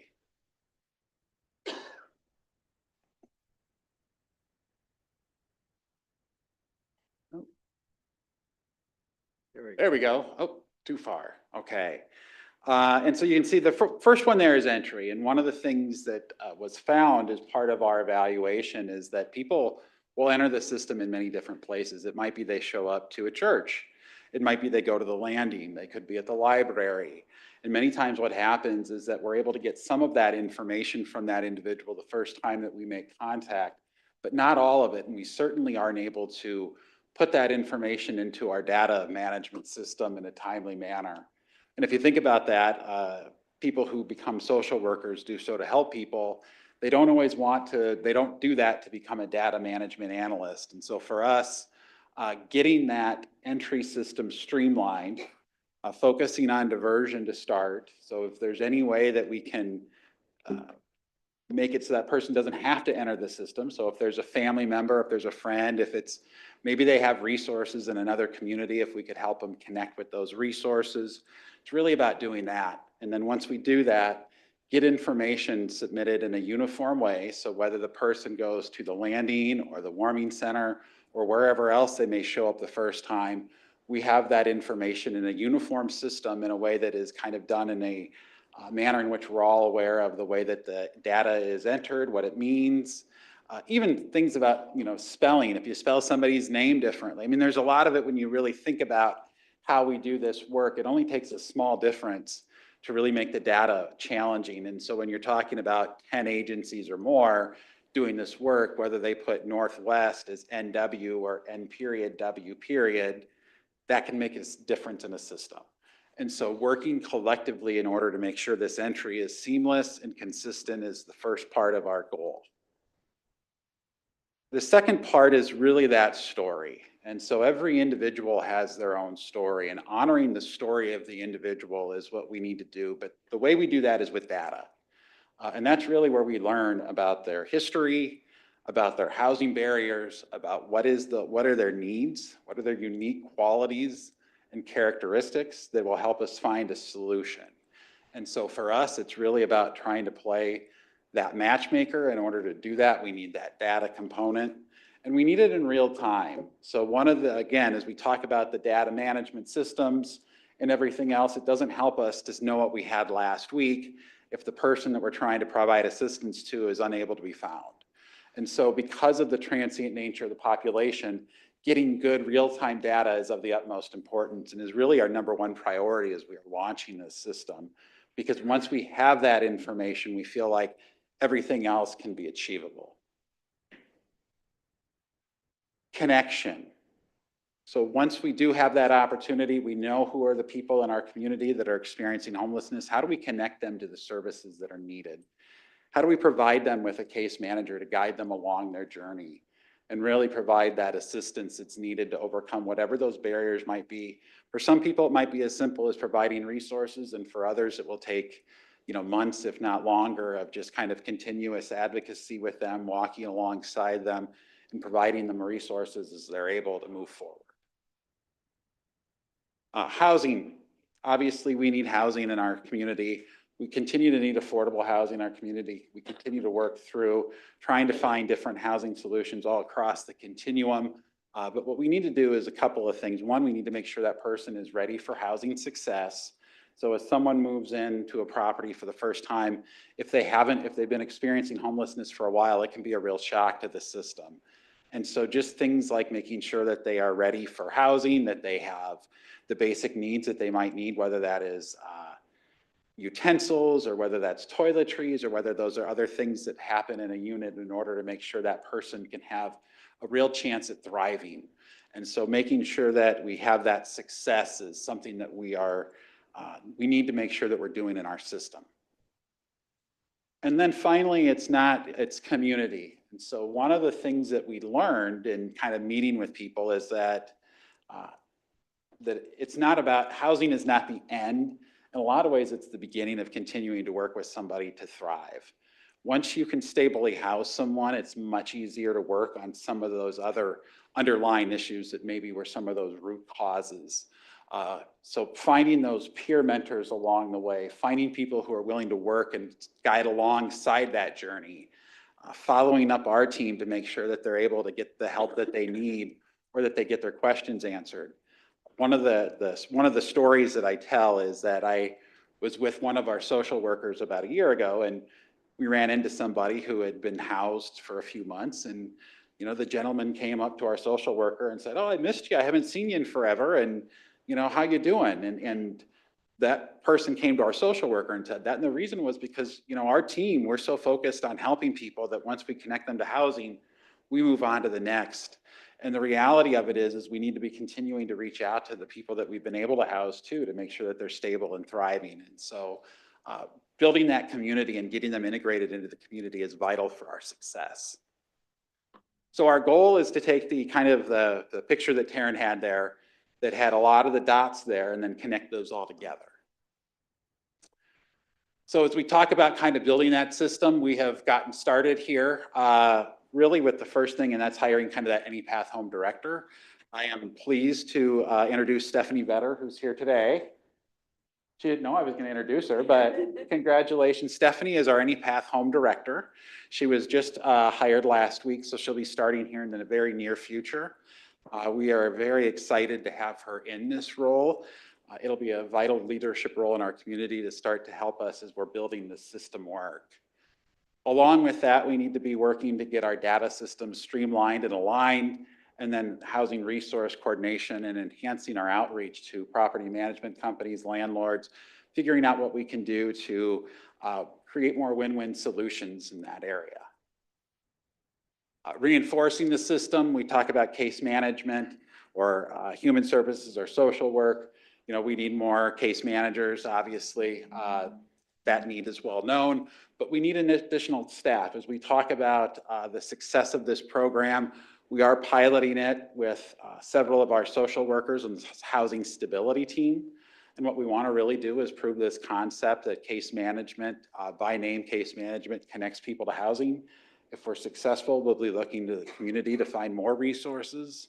But really it's about, again, it's about that case management option. And then we need more housing options. And again, that is not a surprise to anyone here. So these are some of the updates that we've talked about. So we've brought Rochester Area Foundation on board as our backbone agency. What we really intend to do is utilize the successful model of the Coalition for Rochester Area Housing and really utilize that for AnyPath Home. The Coalition for Rochester Area Housing has been around since 2016. And I think it's really become a staple in our community. I think that the last time I looked around the table, only Jen Woodford and myself are only the last two of the originals there. And that tells me that we have created something that is lasting and that it's more than just a group of people who want to work together. We've institutionalized that collaboration. And I think institutionalizing the collaboration around our response to homelessness is needed as well. So I'm excited about being able to do that in the near future. So I'll turn it back over to Taryn for the last couple of slides. Thanks, Dave. So now that you've heard a bit about AnyPath Home, what our goal is, what a 5 pillars of a revised system looks like, we have an opportunity to consider being part of the solution. You heard some of the impacts to the city and our resources today. This is a starting place, I would say, and an opportunity for us to consider ways to work within the resources that we already have to navigate this system. So the potential for a city role in AnyPath Home could include a request for staff and an appointment of an elected official to join AnyPath Home. So there's a vision of an advisory board, essentially. It's a minimum of 2 hours monthly participation, that is a minimum, and there is no current financial ask before you. We do anticipate a future ask wouldn't come before 2027, and if that did, it would come before council for consideration. So at this time, that's the consideration for feedback. And then thereafter, it would be asking council to agree to a resolution to sign on to the charter, as a member of AnyPath Home. So the next slide sort of talks about that, but that would be the future action to come back as a resolution to a city council meeting for your consideration. Just quick language about the charter. It's really intended to be a working document. It's really just a governance model. It's not necessarily the action plan, so it's really a starting place. So with that, we'll pause for comments, questions that you might have. Actually, if I might just say one more thing really quick. There was a lot of commentary about data, right? And going back to why it would be prudent for us to consider this opportunity. We get to be part of the solution, which means we can consider collecting data showing the impact to our resources, right? As mentioned before you, that would seem to be an agreeable trade-off, I guess I would say, among many other things, right? So I just wanted to point that out, that that's an opportunity to consider. And I'll leave it at that. Okay, I'll pause. Thank you. Thank you. So I have a few questions on the Any Path Home model. I totally agree with you that the Coalition for Rochester Housing is a excellent model. What I guess I'd like to hear a little bit more about you're asking the city to join as a charter member, but, and no disrespect to Stephanie, but you already have an executive director.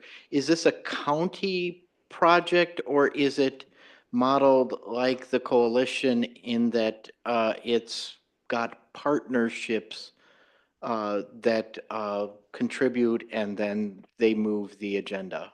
That's right. It's more similar to the coalition, in which it's partnerships creating one group, where one doesn't necessarily have final or prioritization in the say. It's different in that it's not a financial advisory group necessarily. So it's different with the coalition. You're making agreements about contributions. In this case, you're just discussing the work. The contribution has already been made. So it's a little bit different, but it's similar, and there isn't one partner necessarily leading the effort. Okay, then I have a follow-up to that.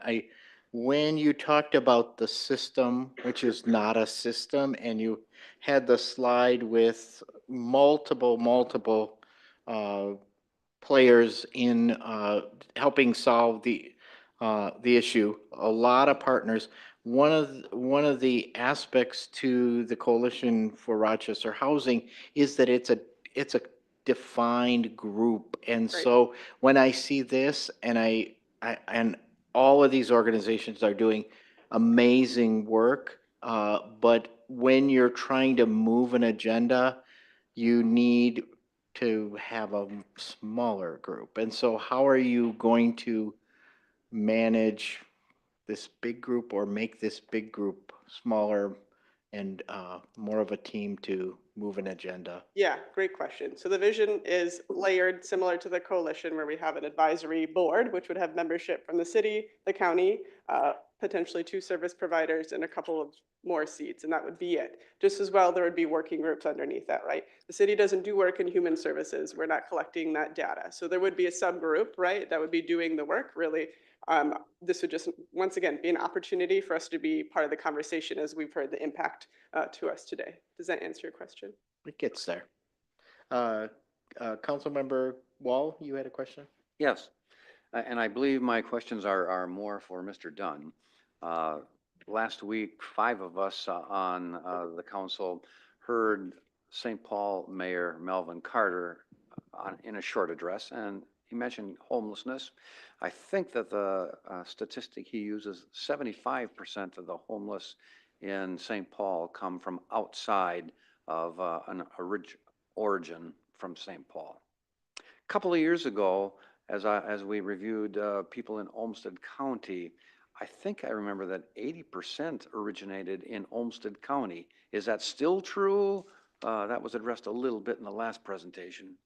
Yeah, well, I don't know if it's 80% as it was kind of when we did that count, and was it 2020 or 2021 when we asked that question. It is the majority when we have asked that question are people who are here locally or they were last housed locally within Olmsted County. So they are people who are from the area or have been living in the region at least, and then have fallen on hard times or whatever it may be. So we don't look anything like St. Paul in their statistics. Correct. Okay. How often, given the police interaction with some people very often, like every other day, how often would the county come in contact with those same people in the course of a month? Yeah, it's hard to say. I mean, I think one of the things to think about is it's always the but for, right? So those were your top 10, you're always going to have the top 10, but would it be the top 40 if it wouldn't have been for our partnerships and really trying to connect people? So I think the reality of the situation is we're always there to help. And so those referrals are made, whether it's from the police department or other partner agencies, and we're always working to try to make those connections. Services are voluntary though, and so people who aren't feeling willing or wanting to make those changes, that is a challenge. And I think there is a hole in the system when it comes to people who have significant mental health or substance use challenges that maybe aren't at a place where they want to, connect with people. But it is a challenge. It's something that we work with, but we are there as partners all along the way. As a regional center, does Rochester have or Olmsted County have access to more resources to assist in the way of housing people than a place that would not attract people from out of town?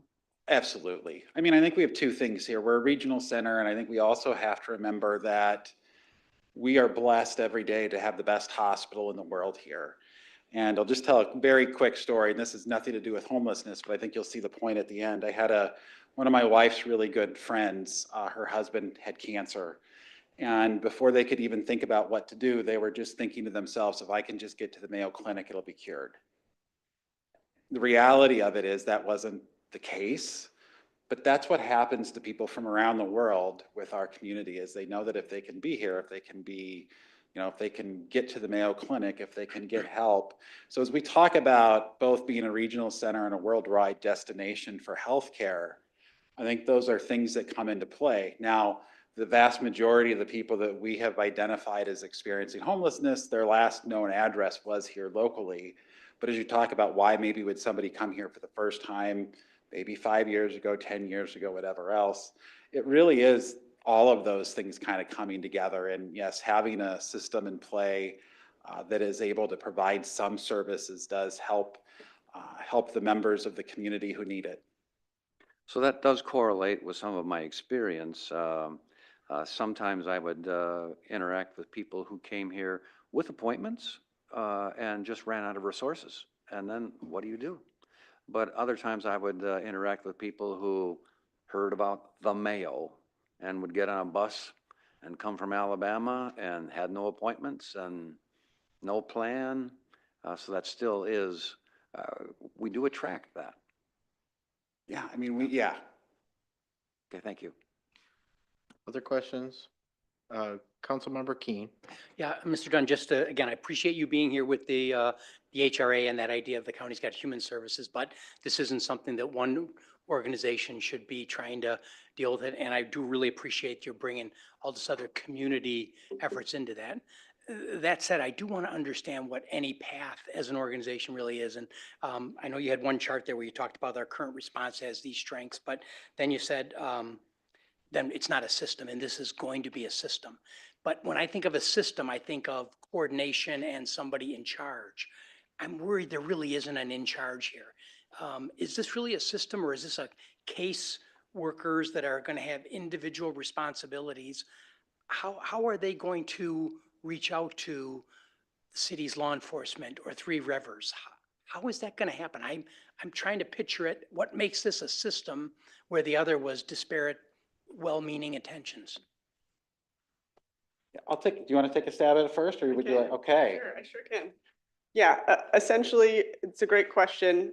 A couple of ways, right? That's why we consider we need a collective impact model to better guide this work, right? So in theory, an NEPATH director would help us in that. And I mentioned a sub-working group, right? So the sub-working group would be a collection of representation of those organizations and case managers and working through a by name list, which you might have heard before. So we're identifying folks in need, and discussions we've had already that I wanted to mention is considering the data not necessarily just the easiest to house, right, which aligns with other conversations. So I'm getting off on a tangent there, but to your point, right, from our perspective, it is more of a system when we have the direction of one person as well as all the groups coming together to have a coordinated effort. I don't know if I'm best answering it. Would you add anything?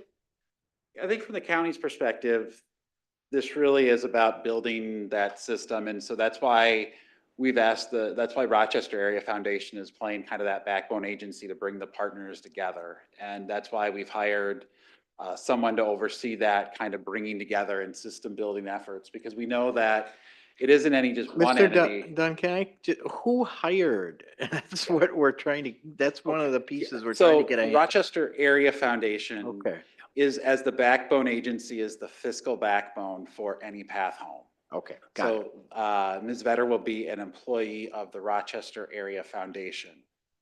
And that's the same model that is used for the Coalition for Rochester Area Housing. Okay, sorry, Councilmember. No, that's good, because and again, I want to, I'm still trying to drill down a little bit and understand what this is or what it could be. And again, I do want to just the HRA did fund this originally, and you guys have put up the money to get this started. I participated last summer where we were in a slightly different path that didn't work out with looking at the Milwaukee model and some other things. And one of the things you list as an opportunity with this too is, in the old model, agencies compete for resources. But I haven't heard anything that makes me think that still doesn't happen when we have Any Path Home. Yeah, agencies are still going to compete for finite resources. I would agree with you, I think, but the idea is hopefully we're coordinating and working, the agencies themselves are coordinating, working together, understanding what some of those asks are. The first big test for that will be coming up here in the next month or two, as the state of Minnesota will be going through their emergency shelter program for the next 2 years. It's the primary funding source for a lot of our shelter and emergency services. So the idea is to work as a collective around what are those asks, what are those needs, and how do we hopefully work together as a group of entities in the community as we make that request. Okay.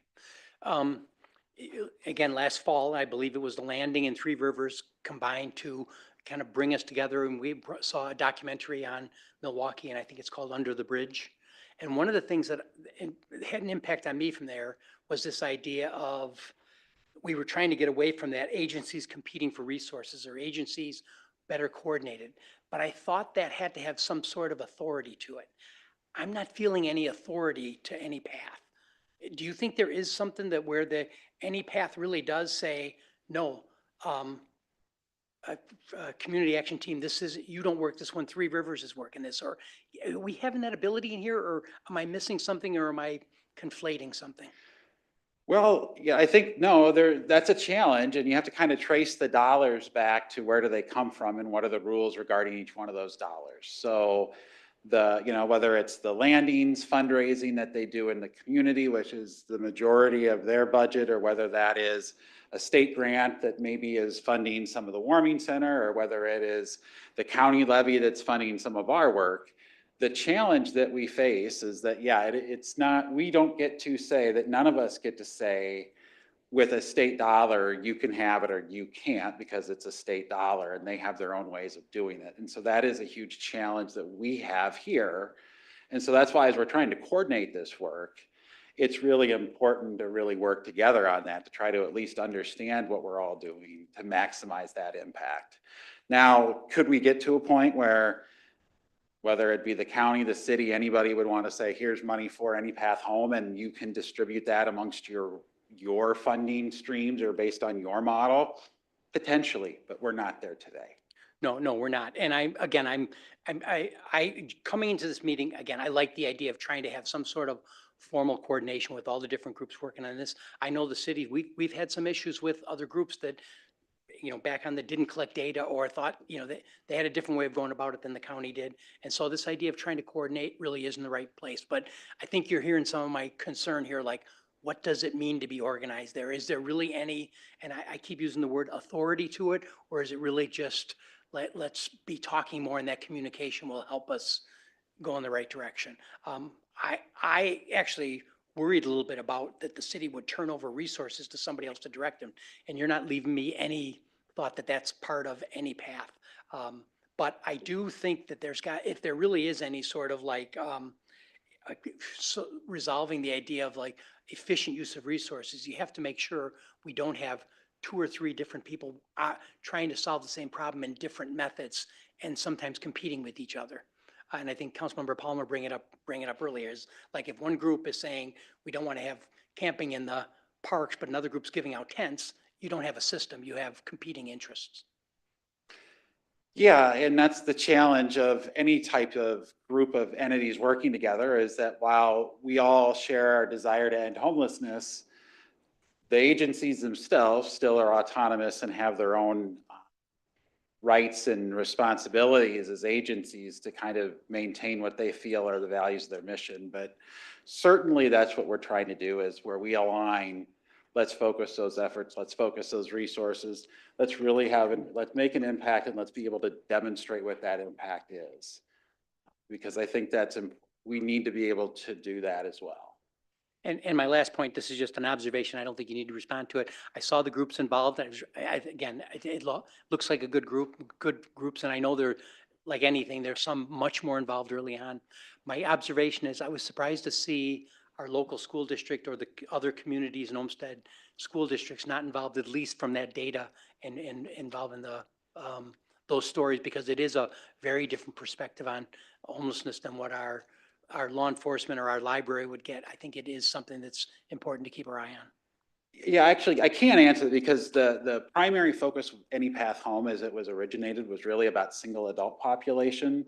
So that's why it did not include Rochester Public Schools. I can tell you that the by name case management that we've talked about is currently going on with our families that are experiencing homelessness. So we're already doing that work. Thank you. Councilmember Palmer. Thank you.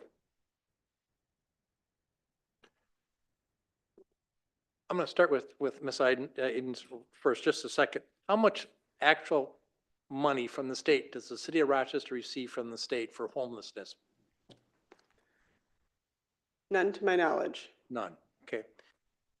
Mr. Dunn, I got some questions for you. Emergency rental assistance, is it true you've run out, you won't have any till July? For single adults, that is true. Okay. In the warming shelter that we have, that the city of Rochester with CDBG money is given money to that. To my understanding, and glad that Catholic Charities is here and they're getting grants to do that, but the actual money, the county doesn't put any money into the warming shelters. Isn't that correct? The county's role in the warming center has been to provide the facility, yes. Just a facility, but we Correct. pay rent, they pay rent to the county for that. They pay common area maintenance, which is about $1,400 a month. Okay, but the county actually doesn't put money into it. Correct. Okay, I just want to make sure we're on that. And we're lucky to have the Catholic Charities here to do that and also working with the Salvation Army. So I just want to make sure we got that one. So about a year ago, we all met, we all sat at a big table at Mail Civic Auditorium. You had this great idea, I think it was zero homelessness. At that time, it was frustrating to hear that this management information system wasn't working, but we're going to get it to work. Now, a year later, I'm hearing you're still having problems with that. Now, I'm not computer savvy, but I do know how to enter information. Why a year later do we not have any action on this, and why are we not working together? I didn't say that we are having action. We are working together. There was a software change. We're still working through getting some of that done. The challenge is it's not ourselves, it's a statewide system.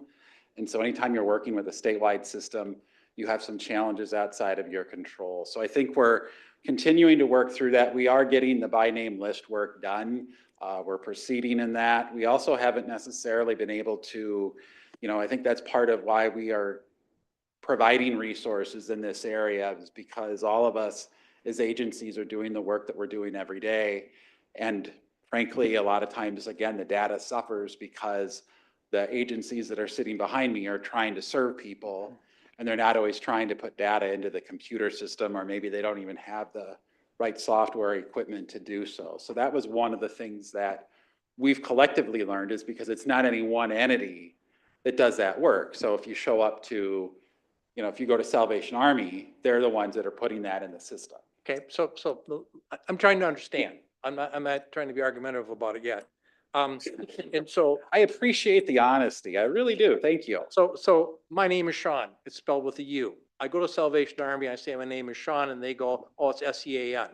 I would think that'd be pretty simple for me to say, no, or I have a driver's license, or I have municipal ID, or I have something written down that says, this is my name. And so for me to maybe I'm making this too simple, But for me to say, and I go down to another one, the Catholic Charities at night, and they go, what's your name? I say, Sean, and they go, well, with a W. So to me, I have a problem with that. But I'm going to go on to the next question. So I have the police chief here, and I'm hearing from my people that there's 10 people for the last 2 months who are a fourth of our calls. And it sounds like there's nobody from the county even talking to these people. Am I misinterpreting this? I think so. I really do. Number one, we hadn't really heard that information from the chief, so it's hard for us to respond. We are going to, I asked the chief to give me a call tomorrow. I want to talk about kind of what are those individuals and their stories and their situations. The reality is though, is that you're always going to have a top 10, because even if it was, maybe it would be more if we weren't providing those services. And the other part of it is, we never want to say that if somebody is conducting criminal activity, that it should be okay because of their housing status. If somebody is conducting criminal activity and their behavior is such that that should be something that we always address, because that's what our community has standards and norms, and people have to be able to adhere to those. So we're always willing to, and I think we've worked with the city in this area since the inception of our work really in 2019. We've stood side by side with our city partners. So I really am proud of that partnership that we have with the city. And I think we'll continue to do that. So I guess in my cartoon bubble, if I wanted to help out homeless people and I hear that there's 10 people that are having trouble, and we've known this since Wednesday, at 6 a.m. I probably would show up and say, well, let me go talk to Johnny here and find out, Johnny, how can I help you? I mean, it just seems kind of simple, but it seemed like we'd be able to do that. But what do you think that Johnny's going to say? I would think I'd be glad to have a friend or somebody who's. I mean, I think that's the challenge, right? Is that might be what you would do, but that might not be what someone else would do. And so the reality of the situation is that we do our best to always connect with people. It is hard. People have had a lot of trauma in their life, and trust is a significant challenge. And I think you heard that even from the police presentations. Building that trust is the number one challenge that all of us face. And I understand that. So you're putting in $300,000. You've already hired a director. You're kind of asking the city to join, but we don't get any word on, who the director would be or where you're going to go with this. And then we see that in the next budget year, you want, I think, $175,000. That's almost 2 police people that we could hire, or 2 other people we could hire. So what we've already contributed to the city of Rochester, I've got $1.5 million in the fire or the police department. I've got a library at $85,000. I got a ramp at $181,000. I've got almost $3 million spent on homelessness. And you're asking, you're putting 300,000 in. I mean, you're standing there kind of saying, well, the Rochester's not doing anything. I'm going to take this one because the first point was the city being involved in hiring and any past director. So as mentioned, Rochester Area Foundation did it. I, as part of the city, was involved in the discussion on the hiring process in general. So we had some role in it before we got to council, though, fair point. I would remind you that there's no financial ask before the city today.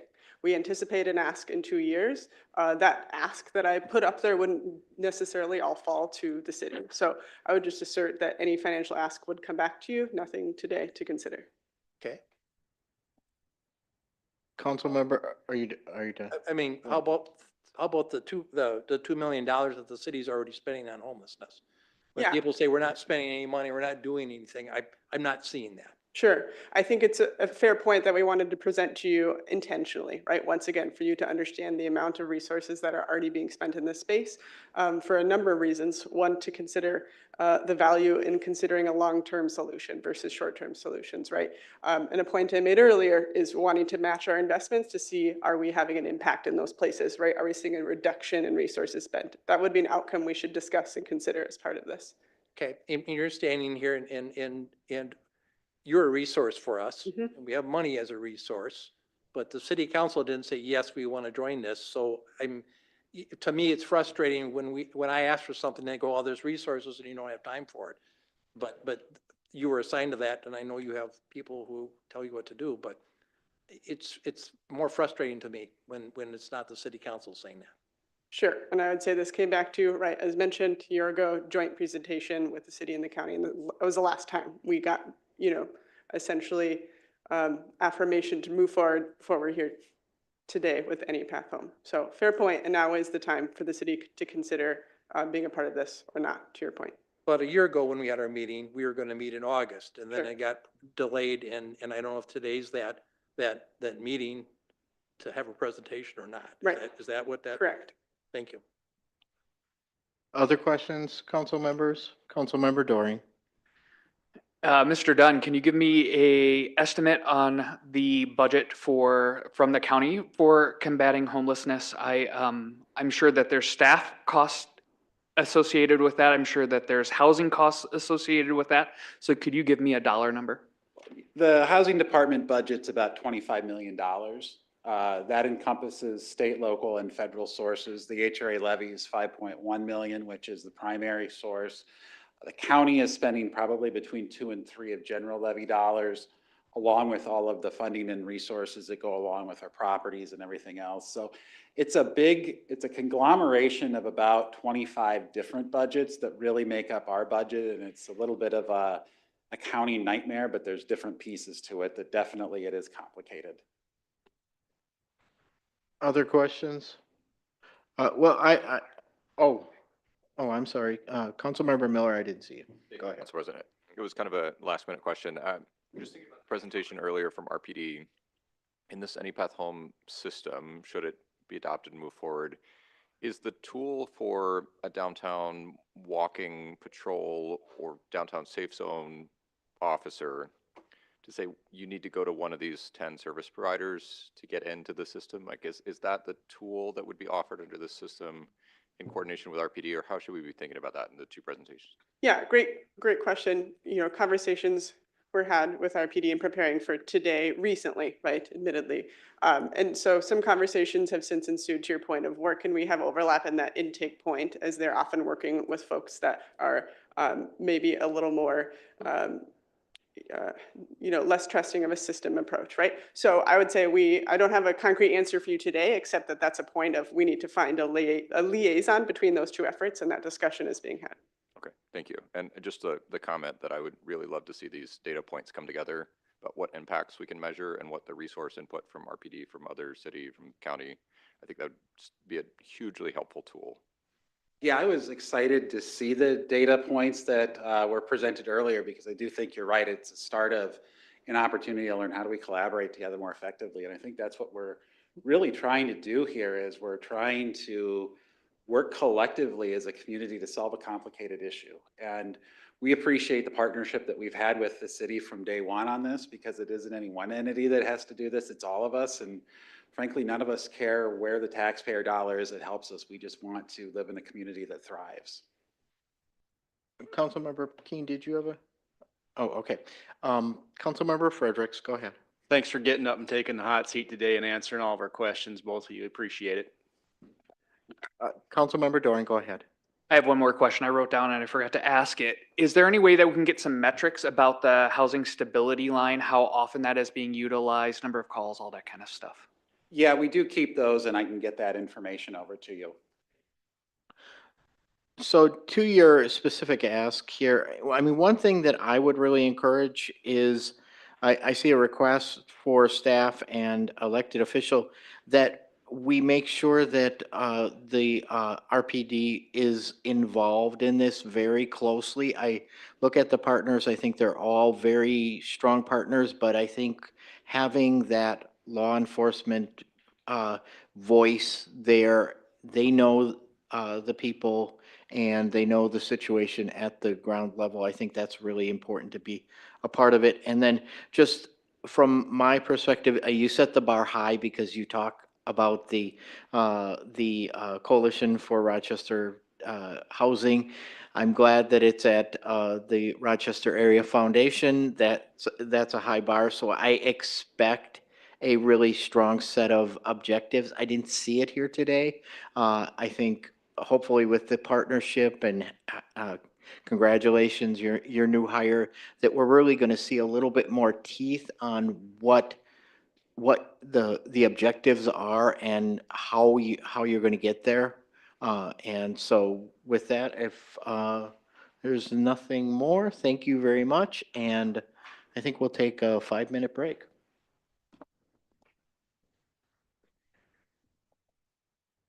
Recording stopped.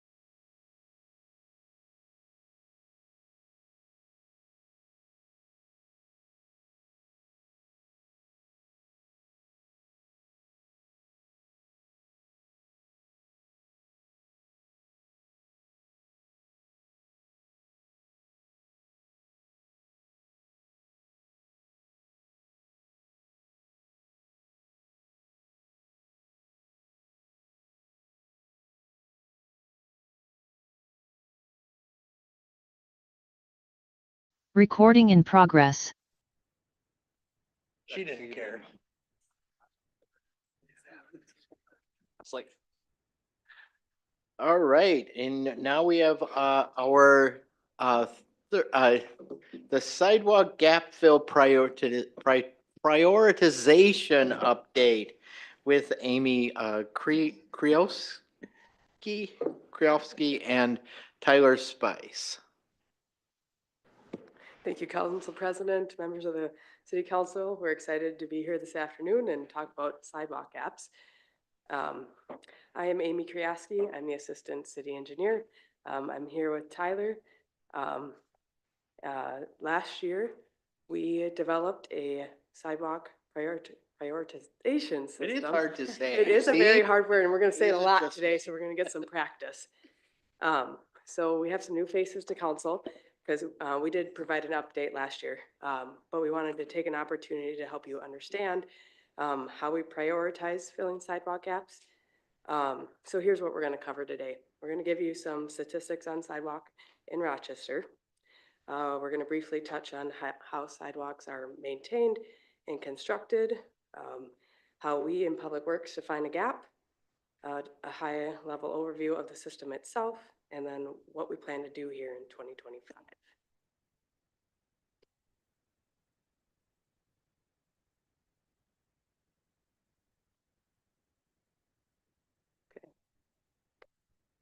All right, so in Rochester, there's approximately 600 miles of sidewalk. To put that in perspective, we have about 525 roadway centerline miles. So, you know, typically there's sidewalk on both sides of the street, so more than half, or more than, excuse me, it's more than our roadway miles because we typically have sidewalk on both sides of the street. Talking with Tyler today, we do not think that number includes shared use path. So that's strictly sidewalk. You're looking at 5-foot sections. So the existing sidewalk is maintained under our sidewalk improvement districts. You guys are pretty well versed in that. It's on a 20-year rotation. Except for the downtown, we do improvements every 5 years. And then Rochester is a growing city. So our sidewalk network continues to grow. These sidewalks are built out with new development and redevelopment. We can tell you that it's a requirement to build when it's redevelopment, but we don't know exactly when in time this requirement came forth. There's a lot of subdivisions from different eras where sidewalk does not exist today. So now that we know, now that we know exactly how much sidewalk we have in Rochester, we want to take a dive into what we mean by sidewalk gaps. It's important to understand that the definition of a sidewalk gap in our network is not all missing segments of sidewalk in Rochester. So what is a sidewalk gap? A gap is generally defined as an area under 600 feet. That's about 2 blocks. And when constructed, it will provide connectivity between existing pedestrian facilities. These are pretty easy to construct, no formal engineering really required. So if you look on the photo on the slide there, this is a great example of a gap. There's sidewalk in the foreground and the background. So when this segment is constructed, it will provide connectivity. Also, you can see not a ton of grade challenges, so easily constructible. So missing sidewalk by the numbers here. So the city maintains a GIS data set, and that enables us to get a picture of our sidewalk networks and where missing sidewalk segments exist. So there are 2,140 missing segments of sidewalk. I do want to make the plug that we break segments by blocks. So if block by block. And so if they're continuous, there are still separate segments within that within that stretch. So 2,140 segments. But a gap is can only be up to 600 feet, which is 2 blocks, right? Is that? Nope. Okay. So a gap cannot be more than 600 feet. Generally less than 4, or Okay. generally less than 600. Okay. So Got it. Tyler will do a dive into that a little bit. She'll show you an example later. So of these missing segments where we don't have sidewalk, 1,320 of them meet the definition of a gap. So less than 600 feet, generally easily constructible, right?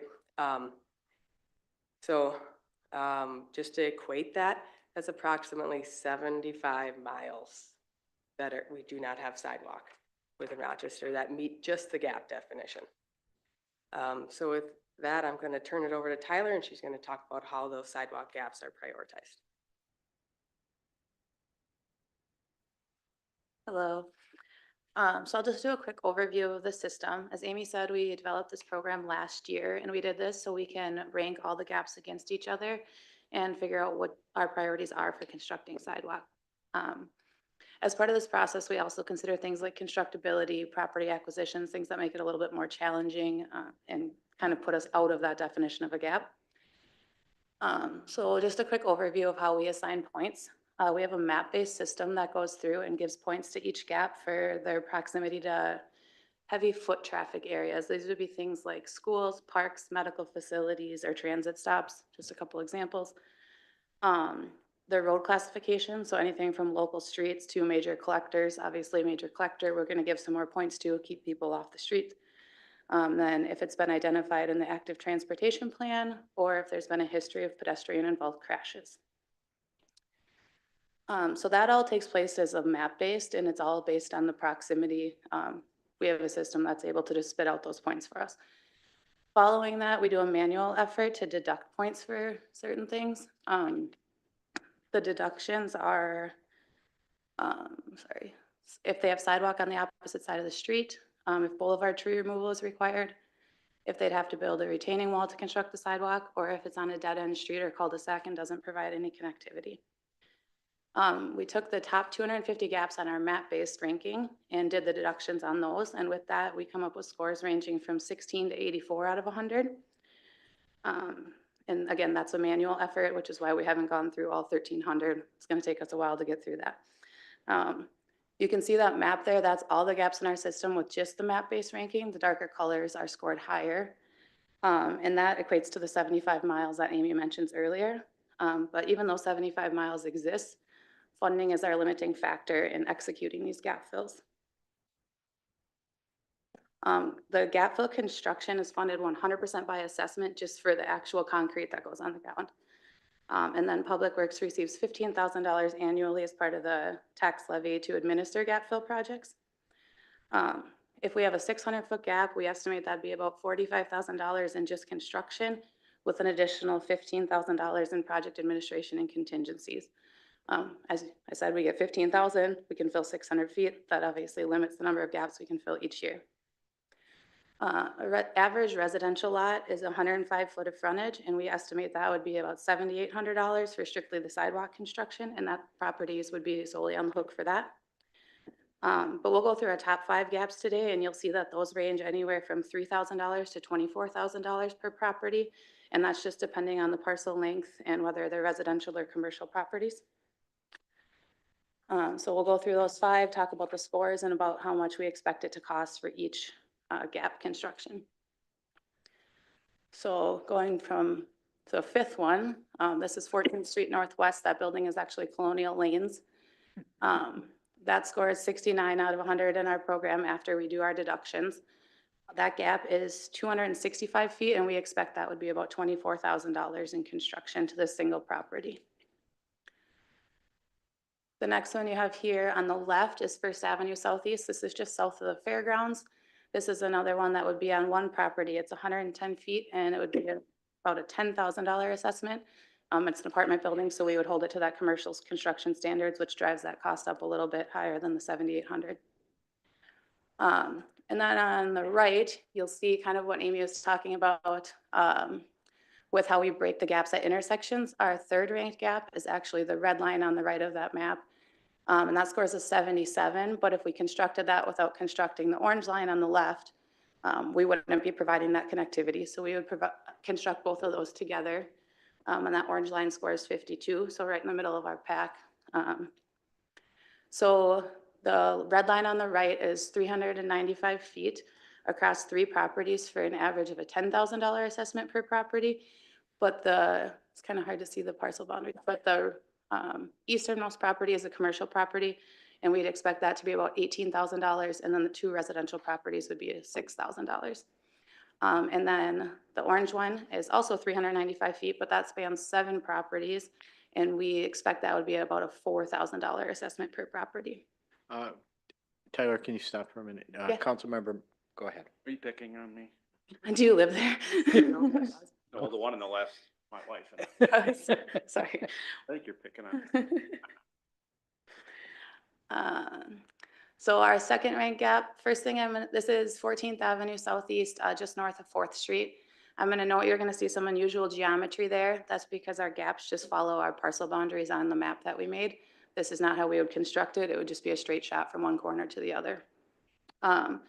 So this is a 215-foot gap across 2 properties, and we would expect it to be about $8,500 per property. And then a really similar gap in scope, and our top ranked gap on our system is 6th Avenue Northwest, just north of 7th Street. That is 210 across 2 properties, and we expect about an $8,000 assessment for each.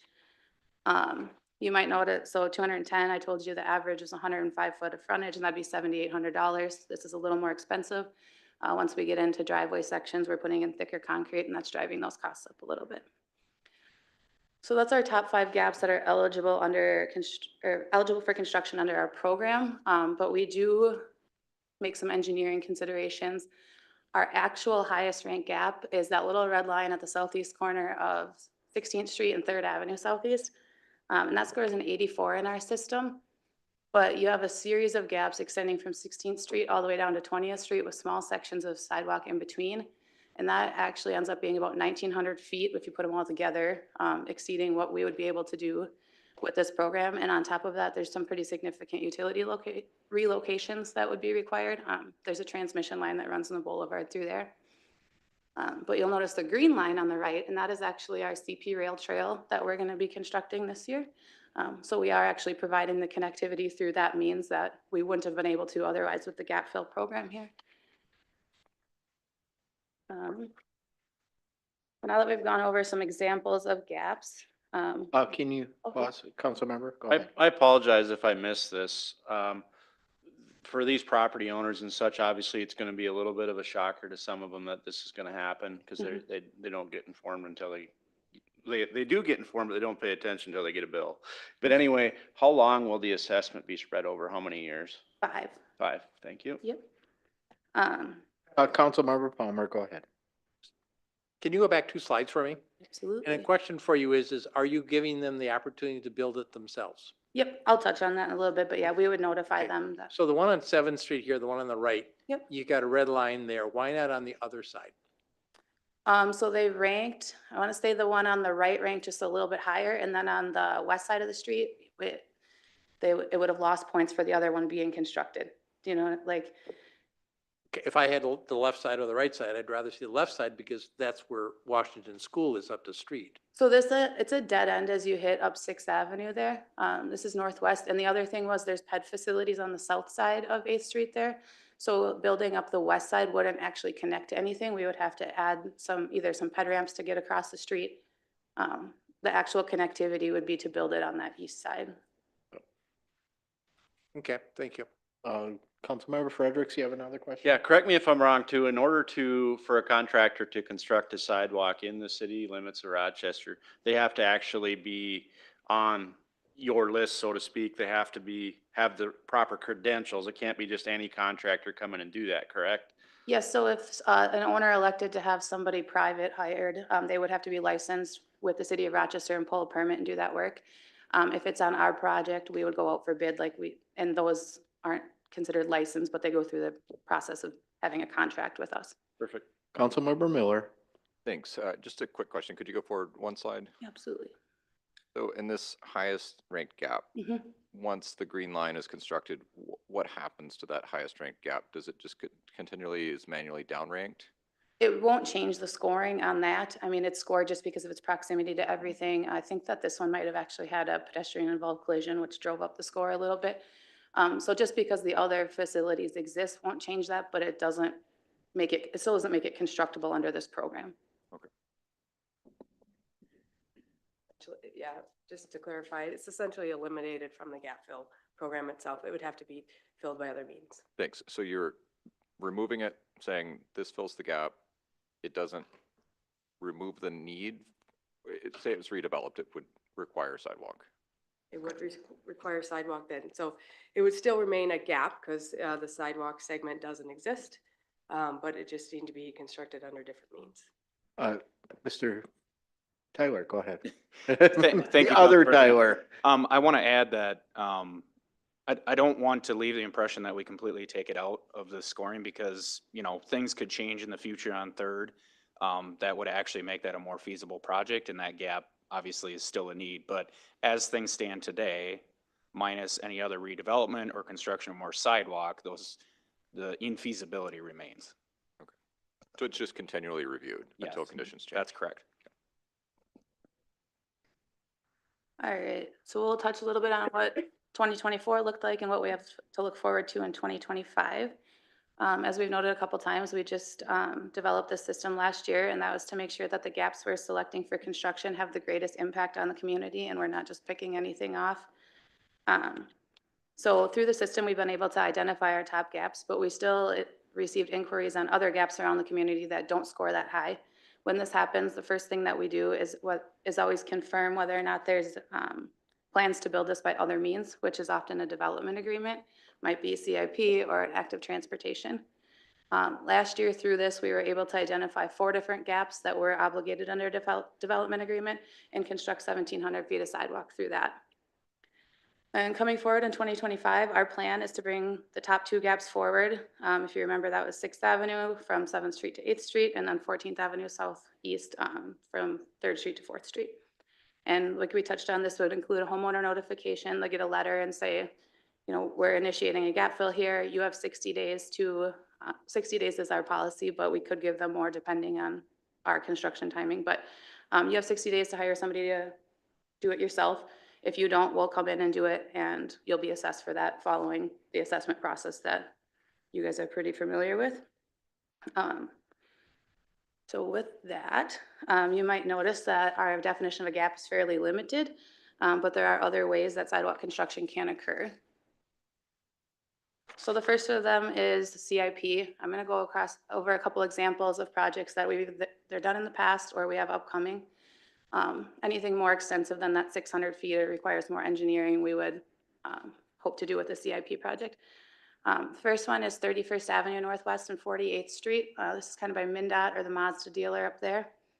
That was 2 gaps for a total of 1,600 feet. It involved pretty significant grading and storm sewer work.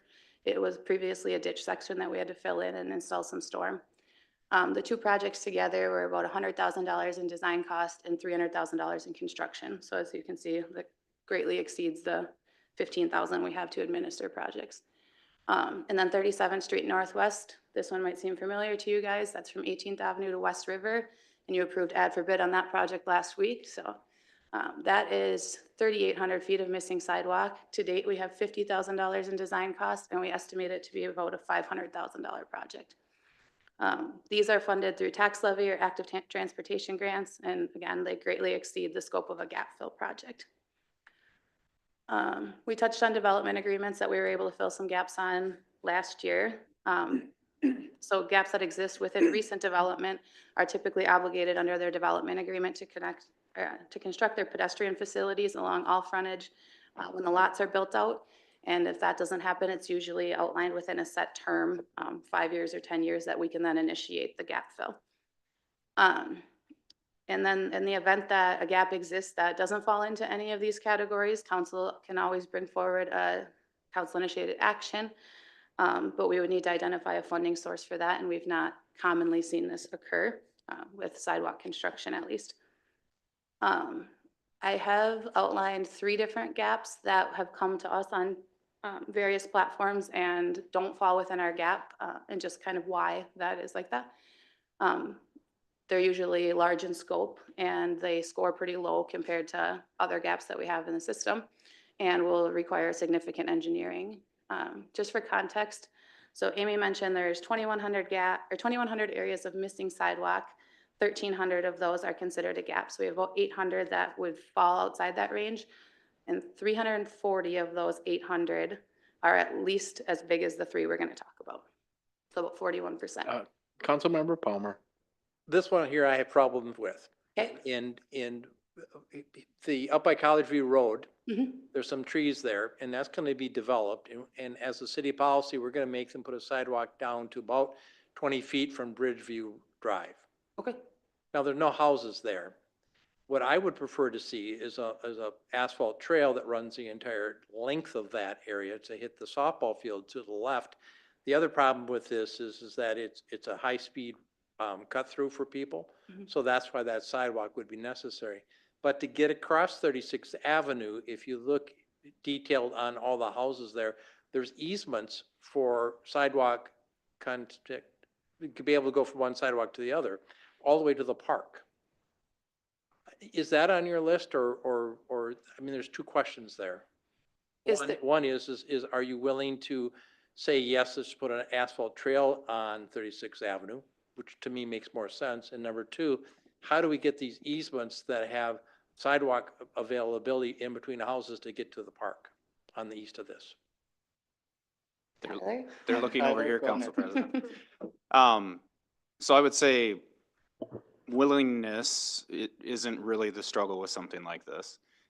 It's not that there's not a need for pedestrian facilities, right? We have limited funding sources to construct these, and the point of the prioritization system was to pick out the highest priority ones that we can apply that limited, those limited resources towards. This one doesn't score well, as you can see on your slide here, because it doesn't fall in close proximity to any of the attractions, schools in town that would give it a higher ranking. So yes, we could construct a trail out there. It's technically feasible. However, that would be a project that would fall into more of a CIP scale. As well as going through the easements you referenced, that's probably a CIP scale project that potentially has land acquisition involved in it and all kinds of stuff depending on how grading shook out.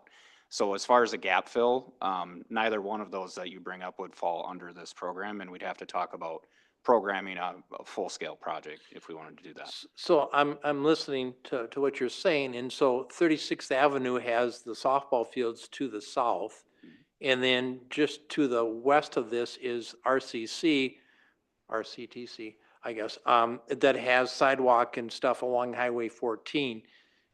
So you're telling me that the best way to do this is have it put into the CIP budget for what, next year, the year after that? We could talk about timing and how we scrap together the funding for something like that. But yes, if we wanted to construct a project, it would have to show up in the CIP or through council action. So on Highway 14 along RCTC, we have a trail that runs all the way out there. How did that get funded? I don't know that off the top of my head. Okay. Dylan might, I think he's listening in. Okay. And that's our first. The number two is these easements between these old neighborhoods. From a construction perspective, I'm going to make the assumption that it's already graded from house to house with that easement there. We did that in Northeast Rochester around 800 block, that we had those in the old days that they just eased it and they didn't put anything in there for future. You know what I'm talking about? Sorry, I got distracted by a text from Dylan saying the other one was constructive of federal transportation alternative funds. So. Okay. So I would say yes, that some of those easements are probably graded for trails, but I would also caution that things happen between the initial lot grading and now, depending on how old those neighborhoods are, and also how well some of those contractors were following their grading plan. Okay, we got two more. Jefferson School, 15th Avenue in 10th Street. I have a school, I'm within a quarter mile and I don't have sidewalks either side. I've got kids walking in the middle of the street. How does that rate on your scale? Off the top of my head, I don't know without pulling up the ranking and seeing where. We could get back to you on that. Would you get back to me? Yep. And then we did some of these sidewalk connections in the old days, we had a stairway that we had to repair that didn't meet ADA. How do you get around this with the ADA requirements that when we go back to do some of these? Is there an accommodation? So exceptions can be made by the city engineer, and basically that has to be on record that we made a conscious decision to make an exception. Extreme grades and things of that nature can be qualifiers for that. So that stairway, like we had discussed, standing on site out there, is one of those exceptions, and the feasibility of constructing something that would be ADA compliant is Impossible. for sure in question there. So what we've done with that one specifically is decided to get it to a point where it's usable for most people, post it as a potential safety concern, and then try to address it down the line as the SID project rotates to that area. And if we can find a feasible way to reconstruct that, we will. Thank you. Councilmember Keen. I just want to make sure I understand where we're at here. I'm sorry, I'm bouncing around somewhere else. We're not talking about doing this project. You're showing us some examples that we're not doing. I just want to make sure I'm following up on Councilmember Palmer's. It act like he was trying to come up with other alternatives, but you're not showing this as something that we're doing. You're showing us as an example of what we're not doing. Yep, just examples of things that have landed on our desks and we can't construct under the gap fill prioritization Okay, program. thank you. Mhm. Councilmember Wall. The costs are assessed to the property owners. Yep. So then when you talk about funding available for this program, what are those funds for? So the $15,000 that we get annually is to administer the program. So whether that's design, if it's required, just our time in the program. We also, I expect, will only assess so we'll send a estimate, put these people on notice for their assessment, and it's this much, and it's not to exceed that. There's contingencies in construction. I assume we'd pick that up, and I anticipate we would likely pick up a lot of the grading and restoration work rather than Tyler. Tyler, you want to add? Yeah, I was just gonna add that, that $15,000 would have to add, also cover any of the construction complications that aren't directly attributable to the physical construction of the sidewalk, because that's the only part that's accessible. So when you talk about properties being eligible for the program, that's where the benefit is. Mhm. But if they, to kind of get to Councilmember Frederick's comment, I don't want to be eligible for the program. I'm really happy without a sidewalk and a $7,800 or $10,000 cost. What of that? I mean, understood that nobody wants to pay that, right? But we do prioritize having a walkable community here. And that's, I mean, we've been tasked to create this program or this system by you guys or the council before you. So yeah, it's hard. Nobody wants that, but everyone does need to pay for their initial sidewalk construction when their homes are built. Well, if you want to add, Tyler wants to add more. Go ahead, Tyler. Thank you. That's what I was gonna say as we came through council with a series of conversations about the Sidewalk Improvement District program. That was one of the decisions that was made through those conversations with council, is that we would stick with the initial sidewalk construction being the property owner's obligation. Once it is constructed, maintenance of it would fall under the SID program. So people that have a gap essentially haven't ever, that property, regardless of who owns it, hasn't ever contributed to the initial construction of the sidewalk, and that's why they see the assessment.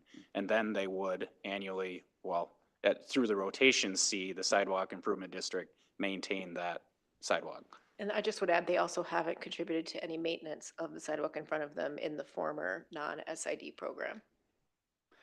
And we're still exempting cul-de-sacs, other exemptions? They're not exempt, it just reduces their score a little bit because it doesn't provide any connectivity, but it would have to be less than 600 feet. Again, I mean, once you get around the whole bubble of cul-de-sac, we're not seeing a lot of that. Councilmember Miller. So this ranking is pretty stable. We wouldn't expect new gaps to come up, probably because we're requiring sidewalks now for new redevelopments. So is this map available to us, to the public, to see where their sidewalks rank? I mean, to this question of, other than receiving a notice that you're in our top 2 this year. Yeah. Surprise. I mean, Yeah, no, Theoretically, we could notify people that they're in the top 15 or 25 or in a 5-year outlook. yeah, we've not made it public to date. When we sent it out last year, council did have access to it for a handful of months, but we pulled that back at some point. Okay. I don't think there's any reason, I mean, I'd let you speak to that, I guess, if you think there's any reason to list our top 5, 15, 20. And I could see an argument for some communication on that, like, you know, if you fell in our top 25, just know that at some point in the relatively near future, we may be approaching you for sidewalk construction. Just to clarify, the top 5 that we addressed today, those owners know? No. Oh, so they Nobody's been could be notified. watching now. They know like now. Yeah. Some member Watching. Fredericks are finding out. And Got it. I'm sorry, Councilmember Miller, you continue. And I guess where I'm going with that is because there are other considerations, obviously, about constructability. I live on a street with no sidewalk that has a gap, and I know my neighbors would have a heart attack should that need to. I also think there's some difficult constructible elements. There's grade change, et cetera. I would think it would be helpful and a good benefit to our community. We set already, 5-year, 10-year plans for construction, just to allow people to engage a little bit ahead of time, make a plan, know that this might be coming. And I don't know where my colleagues would fall, but I would prefer we not just notify people and say 60 days or else. Yeah, I think our sidewalk policy is that, is that we have to provide 60 days, but there's no reason we couldn't provide more. Councilmember Palmer, go ahead. Couple quick ones. Top 25, I think would be nice to have, only because if I'm going to buy a piece of property and if I would have known it, I could have negotiated it. So that would be just something useful to have. A couple of years ago, when we didn't have the districts, it was very difficult to sit here with people saying, I owe $3,000, I owe $5,000, I don't have that much money. That was very difficult for us. And from a history perspective, in the 90s is when we decided when you build a new home, you're going to get a sidewalk, because if you want to see some really, really ugly meetings, you'd have 75% of the neighbors sign in for a sidewalk. You'd have the other 25%, we don't need it. And it was, they just drag out, knock out, and the city council just said, no, we're done with this. Now, there's other cities in the southern part that they do it through the whole subdivision, and you build a new home, you drive your trucks over it, you break it up, and they say, we don't care, but I'm not a favor of that. That's a kind of a backwards community. So, thank you. Other question, Councilmember Miller. Just a comment, maybe a question. Obviously, the other opportunity to close sidewalks would be to require it be filled if it's scores X, some threshold score above and the property is sold. Has that ever been considered as far as alternatives? Not as part of this program. I don't think that historically we've ever considered that. Other questions?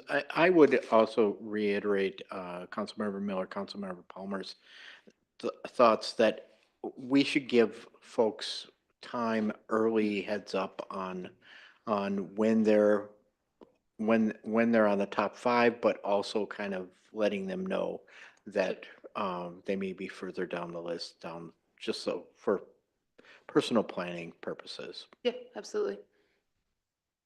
Are you done with your presentation, or? I was going to go over a couple of just examples we have of things that don't fall within the gaps, if you guys want to hear about them quick. Go ahead. So we've touched on 36th Avenue a little bit.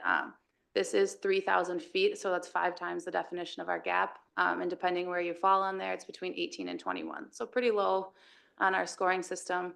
And then also want to note that if we constructed this, it creates what we would consider a sidewalk island. You can see there's no sidewalk along Highway 14 there or along College View Road. So it would have to be constructed with some other PED facilities to actually provide that connectivity, which is another reason it doesn't qualify for this program. And then it's a rural section right now. So you see some of the construction like I mentioned up by Carlos O'Kelly's or Mazda that we're filling in ditches, and it's a little bit more intense than an inspector designing it in the field with a contractor. 2 more, 11th Avenue Southeast from Pinewood Road to 24th Street. This is right across from Willow Creek Middle School and was actually identified in the 2022 Middle School Safe Routes to School plan or recommendations. This was a 36 in our system and just over 1,100 feet, so almost twice our limit. Again, a rural section, you can see the culverts in the background. It's going to take some significant work here to get PED facilities through here. And then 16th Street southwest from 3rd Avenue to 6th Avenue. This would be between the fairgrounds and Highway 52.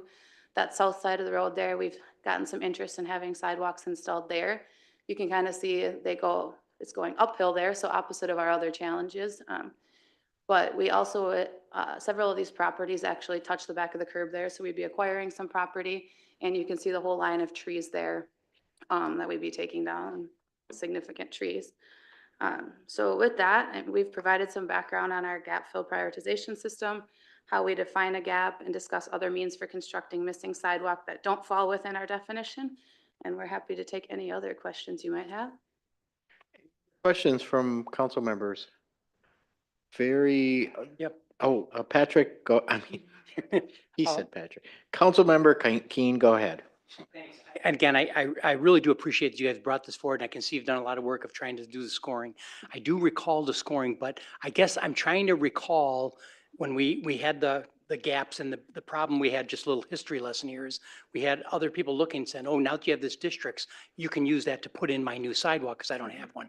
And that's the problem we were trying to get around. We didn't want to use up all the money doing that. Mhm. And I remember talking about going, says, okay, we need a system to address these gaps. I don't remember the specifics of, did we put aside 30K a year, or how did you come up with the idea that we can do 2 of these this year versus 6 or versus 1? Sure. One, just like our capacity to run the projects is part Okay. of it. And then that $15,000 that we get in tax levy, because we expect to see about 30% project administration and contingencies on any construction. If we do 600 feet, we have $15,000 in project administration and contingencies. Okay, so that's how you worked yourself back into it, and that has been funded. It's not in the CIP. It's funded as a separate, like just an operational initiative within Public Works. It's in the CIP. Oh, Tyler? She took care of it. It is a line in the CIP. It's it is actually- it is considered an investment versus an operational thing of filling the gaps. Yeah, there's a specific line called gap fill that receives $15,000 worth of tax levy every year. And so, for example, if you had the perfect gap fill project that came in exactly as bid and what you assumed was going to be the assessments, it would carry over to the future year. Correct. Remainder. One of the, I don't want to get into all the different things. Some of the examples you use are actually on county roads. Can we build sidewalks on county roads? I think we can. I mean, we have to get permits from them, but we can. Yeah. So just go through that with me a little bit. When you say we can get permits, they have the same sort of right of, we'd have to build it within the right of way. We're not talking about, buying private property. Kurt, do you want to speak to that? I mean, as from design. Tyler, were you experience, gonna speak to it? Tyler? I was going to add that, the county does not have a complete streets policy. So in most cases, when we're constructing pedestrian facilities in their right of way, we take on the maintenance obligations of those as well. So just wanted to add that piece in there. Amy may have more to add, but. Nothing more to add. All right, so you had talked about doing 2 of these. These other ones you talk about, like with the scoring, the non-gaps, this idea of like there's something that Councilmember Palmer talked about near Jefferson or out at 36th Avenue. How do those get like assessed over time? That's just a normal CIP thing that somebody needs either to champion it or they just don't make the list of things to think about. Maybe I could start off by how much funding you have in the Yep. CIP that they're talking about, which is the tax levy funded CIP, where all tax levy funded projects outside of the parks referendum compete. It's about $8.5 million a year. And so when you think about that sidewalk project and Yep. all the other needs that come forward, and so far in the budget process, I think we got double that request. Yep. For 1 year. That's your main challenge. Yep. And I No, I understand. don't believe I don't know that they're accessible. So some of the projects are not accessible, right? So, Yeah. they end up being like a back lot or, That's what the ones I knew routes about that- would be city expense. Yep. And last thing, just a comment on this. I heard this talk about like make people aware, but I want to make sure we do this like intentional. Are we making the existing owners aware? Are we making this public data? I don't have a real strong opinion, but whatever we do, make sure we know what we said we wanted to do, and as opposed to, because if somebody says, I want this because I want to know what I'm buying, that's different than sending it to the owners. It's also something, if you send the next the top 25, that sort of says you're sending people stuff about something that might happen 12 years from now. So I don't want to dwell into it, but I want it to be, make sure we know what we're doing. Good point. Councilmember Wall. This is not intended to be a snarky question, but it will come off as that. If we do 2 a year, we expect to be done in 660 years? No, I would say there's other means for constructing sidewalks. So when we go through and do a complete street reconstruction, you know, we're looking at sidewalks on those streets, active transportation. We're filling in some of those larger gaps, safe routes to school, those sorts of things. So yes, it is going to take a long time to knock off this list at the pace of the gap fill, but there are other means for construction. Maybe another way of saying that is if you only had this program, yes. However, there are many other different ways that sidewalks get built here, thankfully. I'll also add that many of our gaps also have sidewalk on the opposite side of the street. So it's not complete lack of facilities either in all cases. Okay, any further, Councilmember Miller, go ahead. And I know this program was decided last year, but I guess I'm just thinking about the equitable cost sharing. Like, you know, does somebody have a sidewalk gap that's not quite in the highest priority, and then it gets safe routes to school grant funding, and like, how should we be thinking about that over time too, in the equitable cost sharing of whose rises to the top and they get it like fully assessed versus they happen to have other conditions that it's not constructible, so they never get assessed? Maybe that's just not considered by the current ranking system.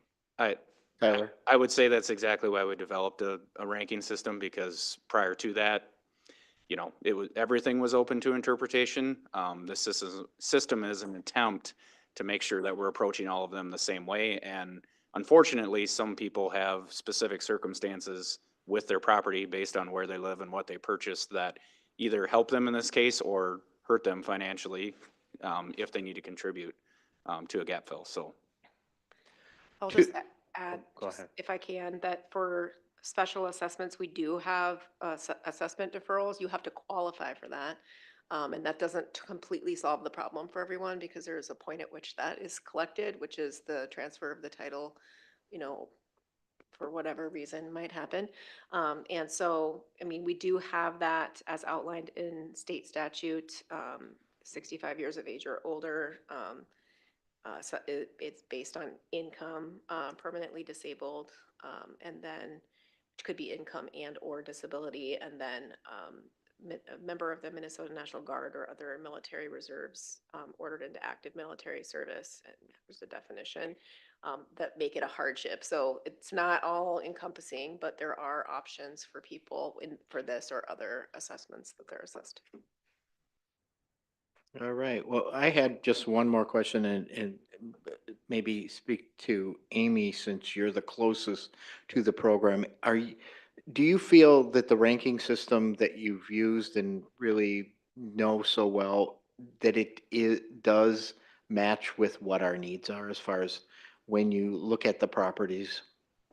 Yeah, I think so. I mean, it was very intentional the way we set it up, you know, that people are using or should be walking in these areas. Again, I guess I don't know. Do you have anything to Yeah, I would just say, you know, that map that we kind of outlined earlier where Tyler had pointed out like the darker segments. I mean, you can see those are, you know, corresponding to those pedestrian attractions closer to the downtown core, those sorts of things. So yes. Great, great. Well, thank you very much. Great program and keep up the good work. Thank you. Anything else for today? Administrator Zelms. Council President, council members, the only other thing that I would share is that at the end of your packet, you have the upcoming study session list. And so if you look to March 24th, we are still working on a location. You may likely be up at RPU again, but that is strategic planning. And I apologize, it doesn't appear this got updated. probably because we had this meeting on Friday. But we also are intending to add a second item. I don't believe this will take the entire 180 minutes. And that item is somewhat related and likely be good to be in the strategic planning mindset. That is an opportunity to talk about with our partners at Destination Medical Center about their update to their next 5-year plan. Some of those things may overlap, but also just to get a sense of how that all works. We've had a couple of questions over the last, first few meetings of 2025, so it seemed like a good opportunity to pair those two things. So just don't want to surprise you with that item. All right, thank you. Anything, council members? We are adjourned.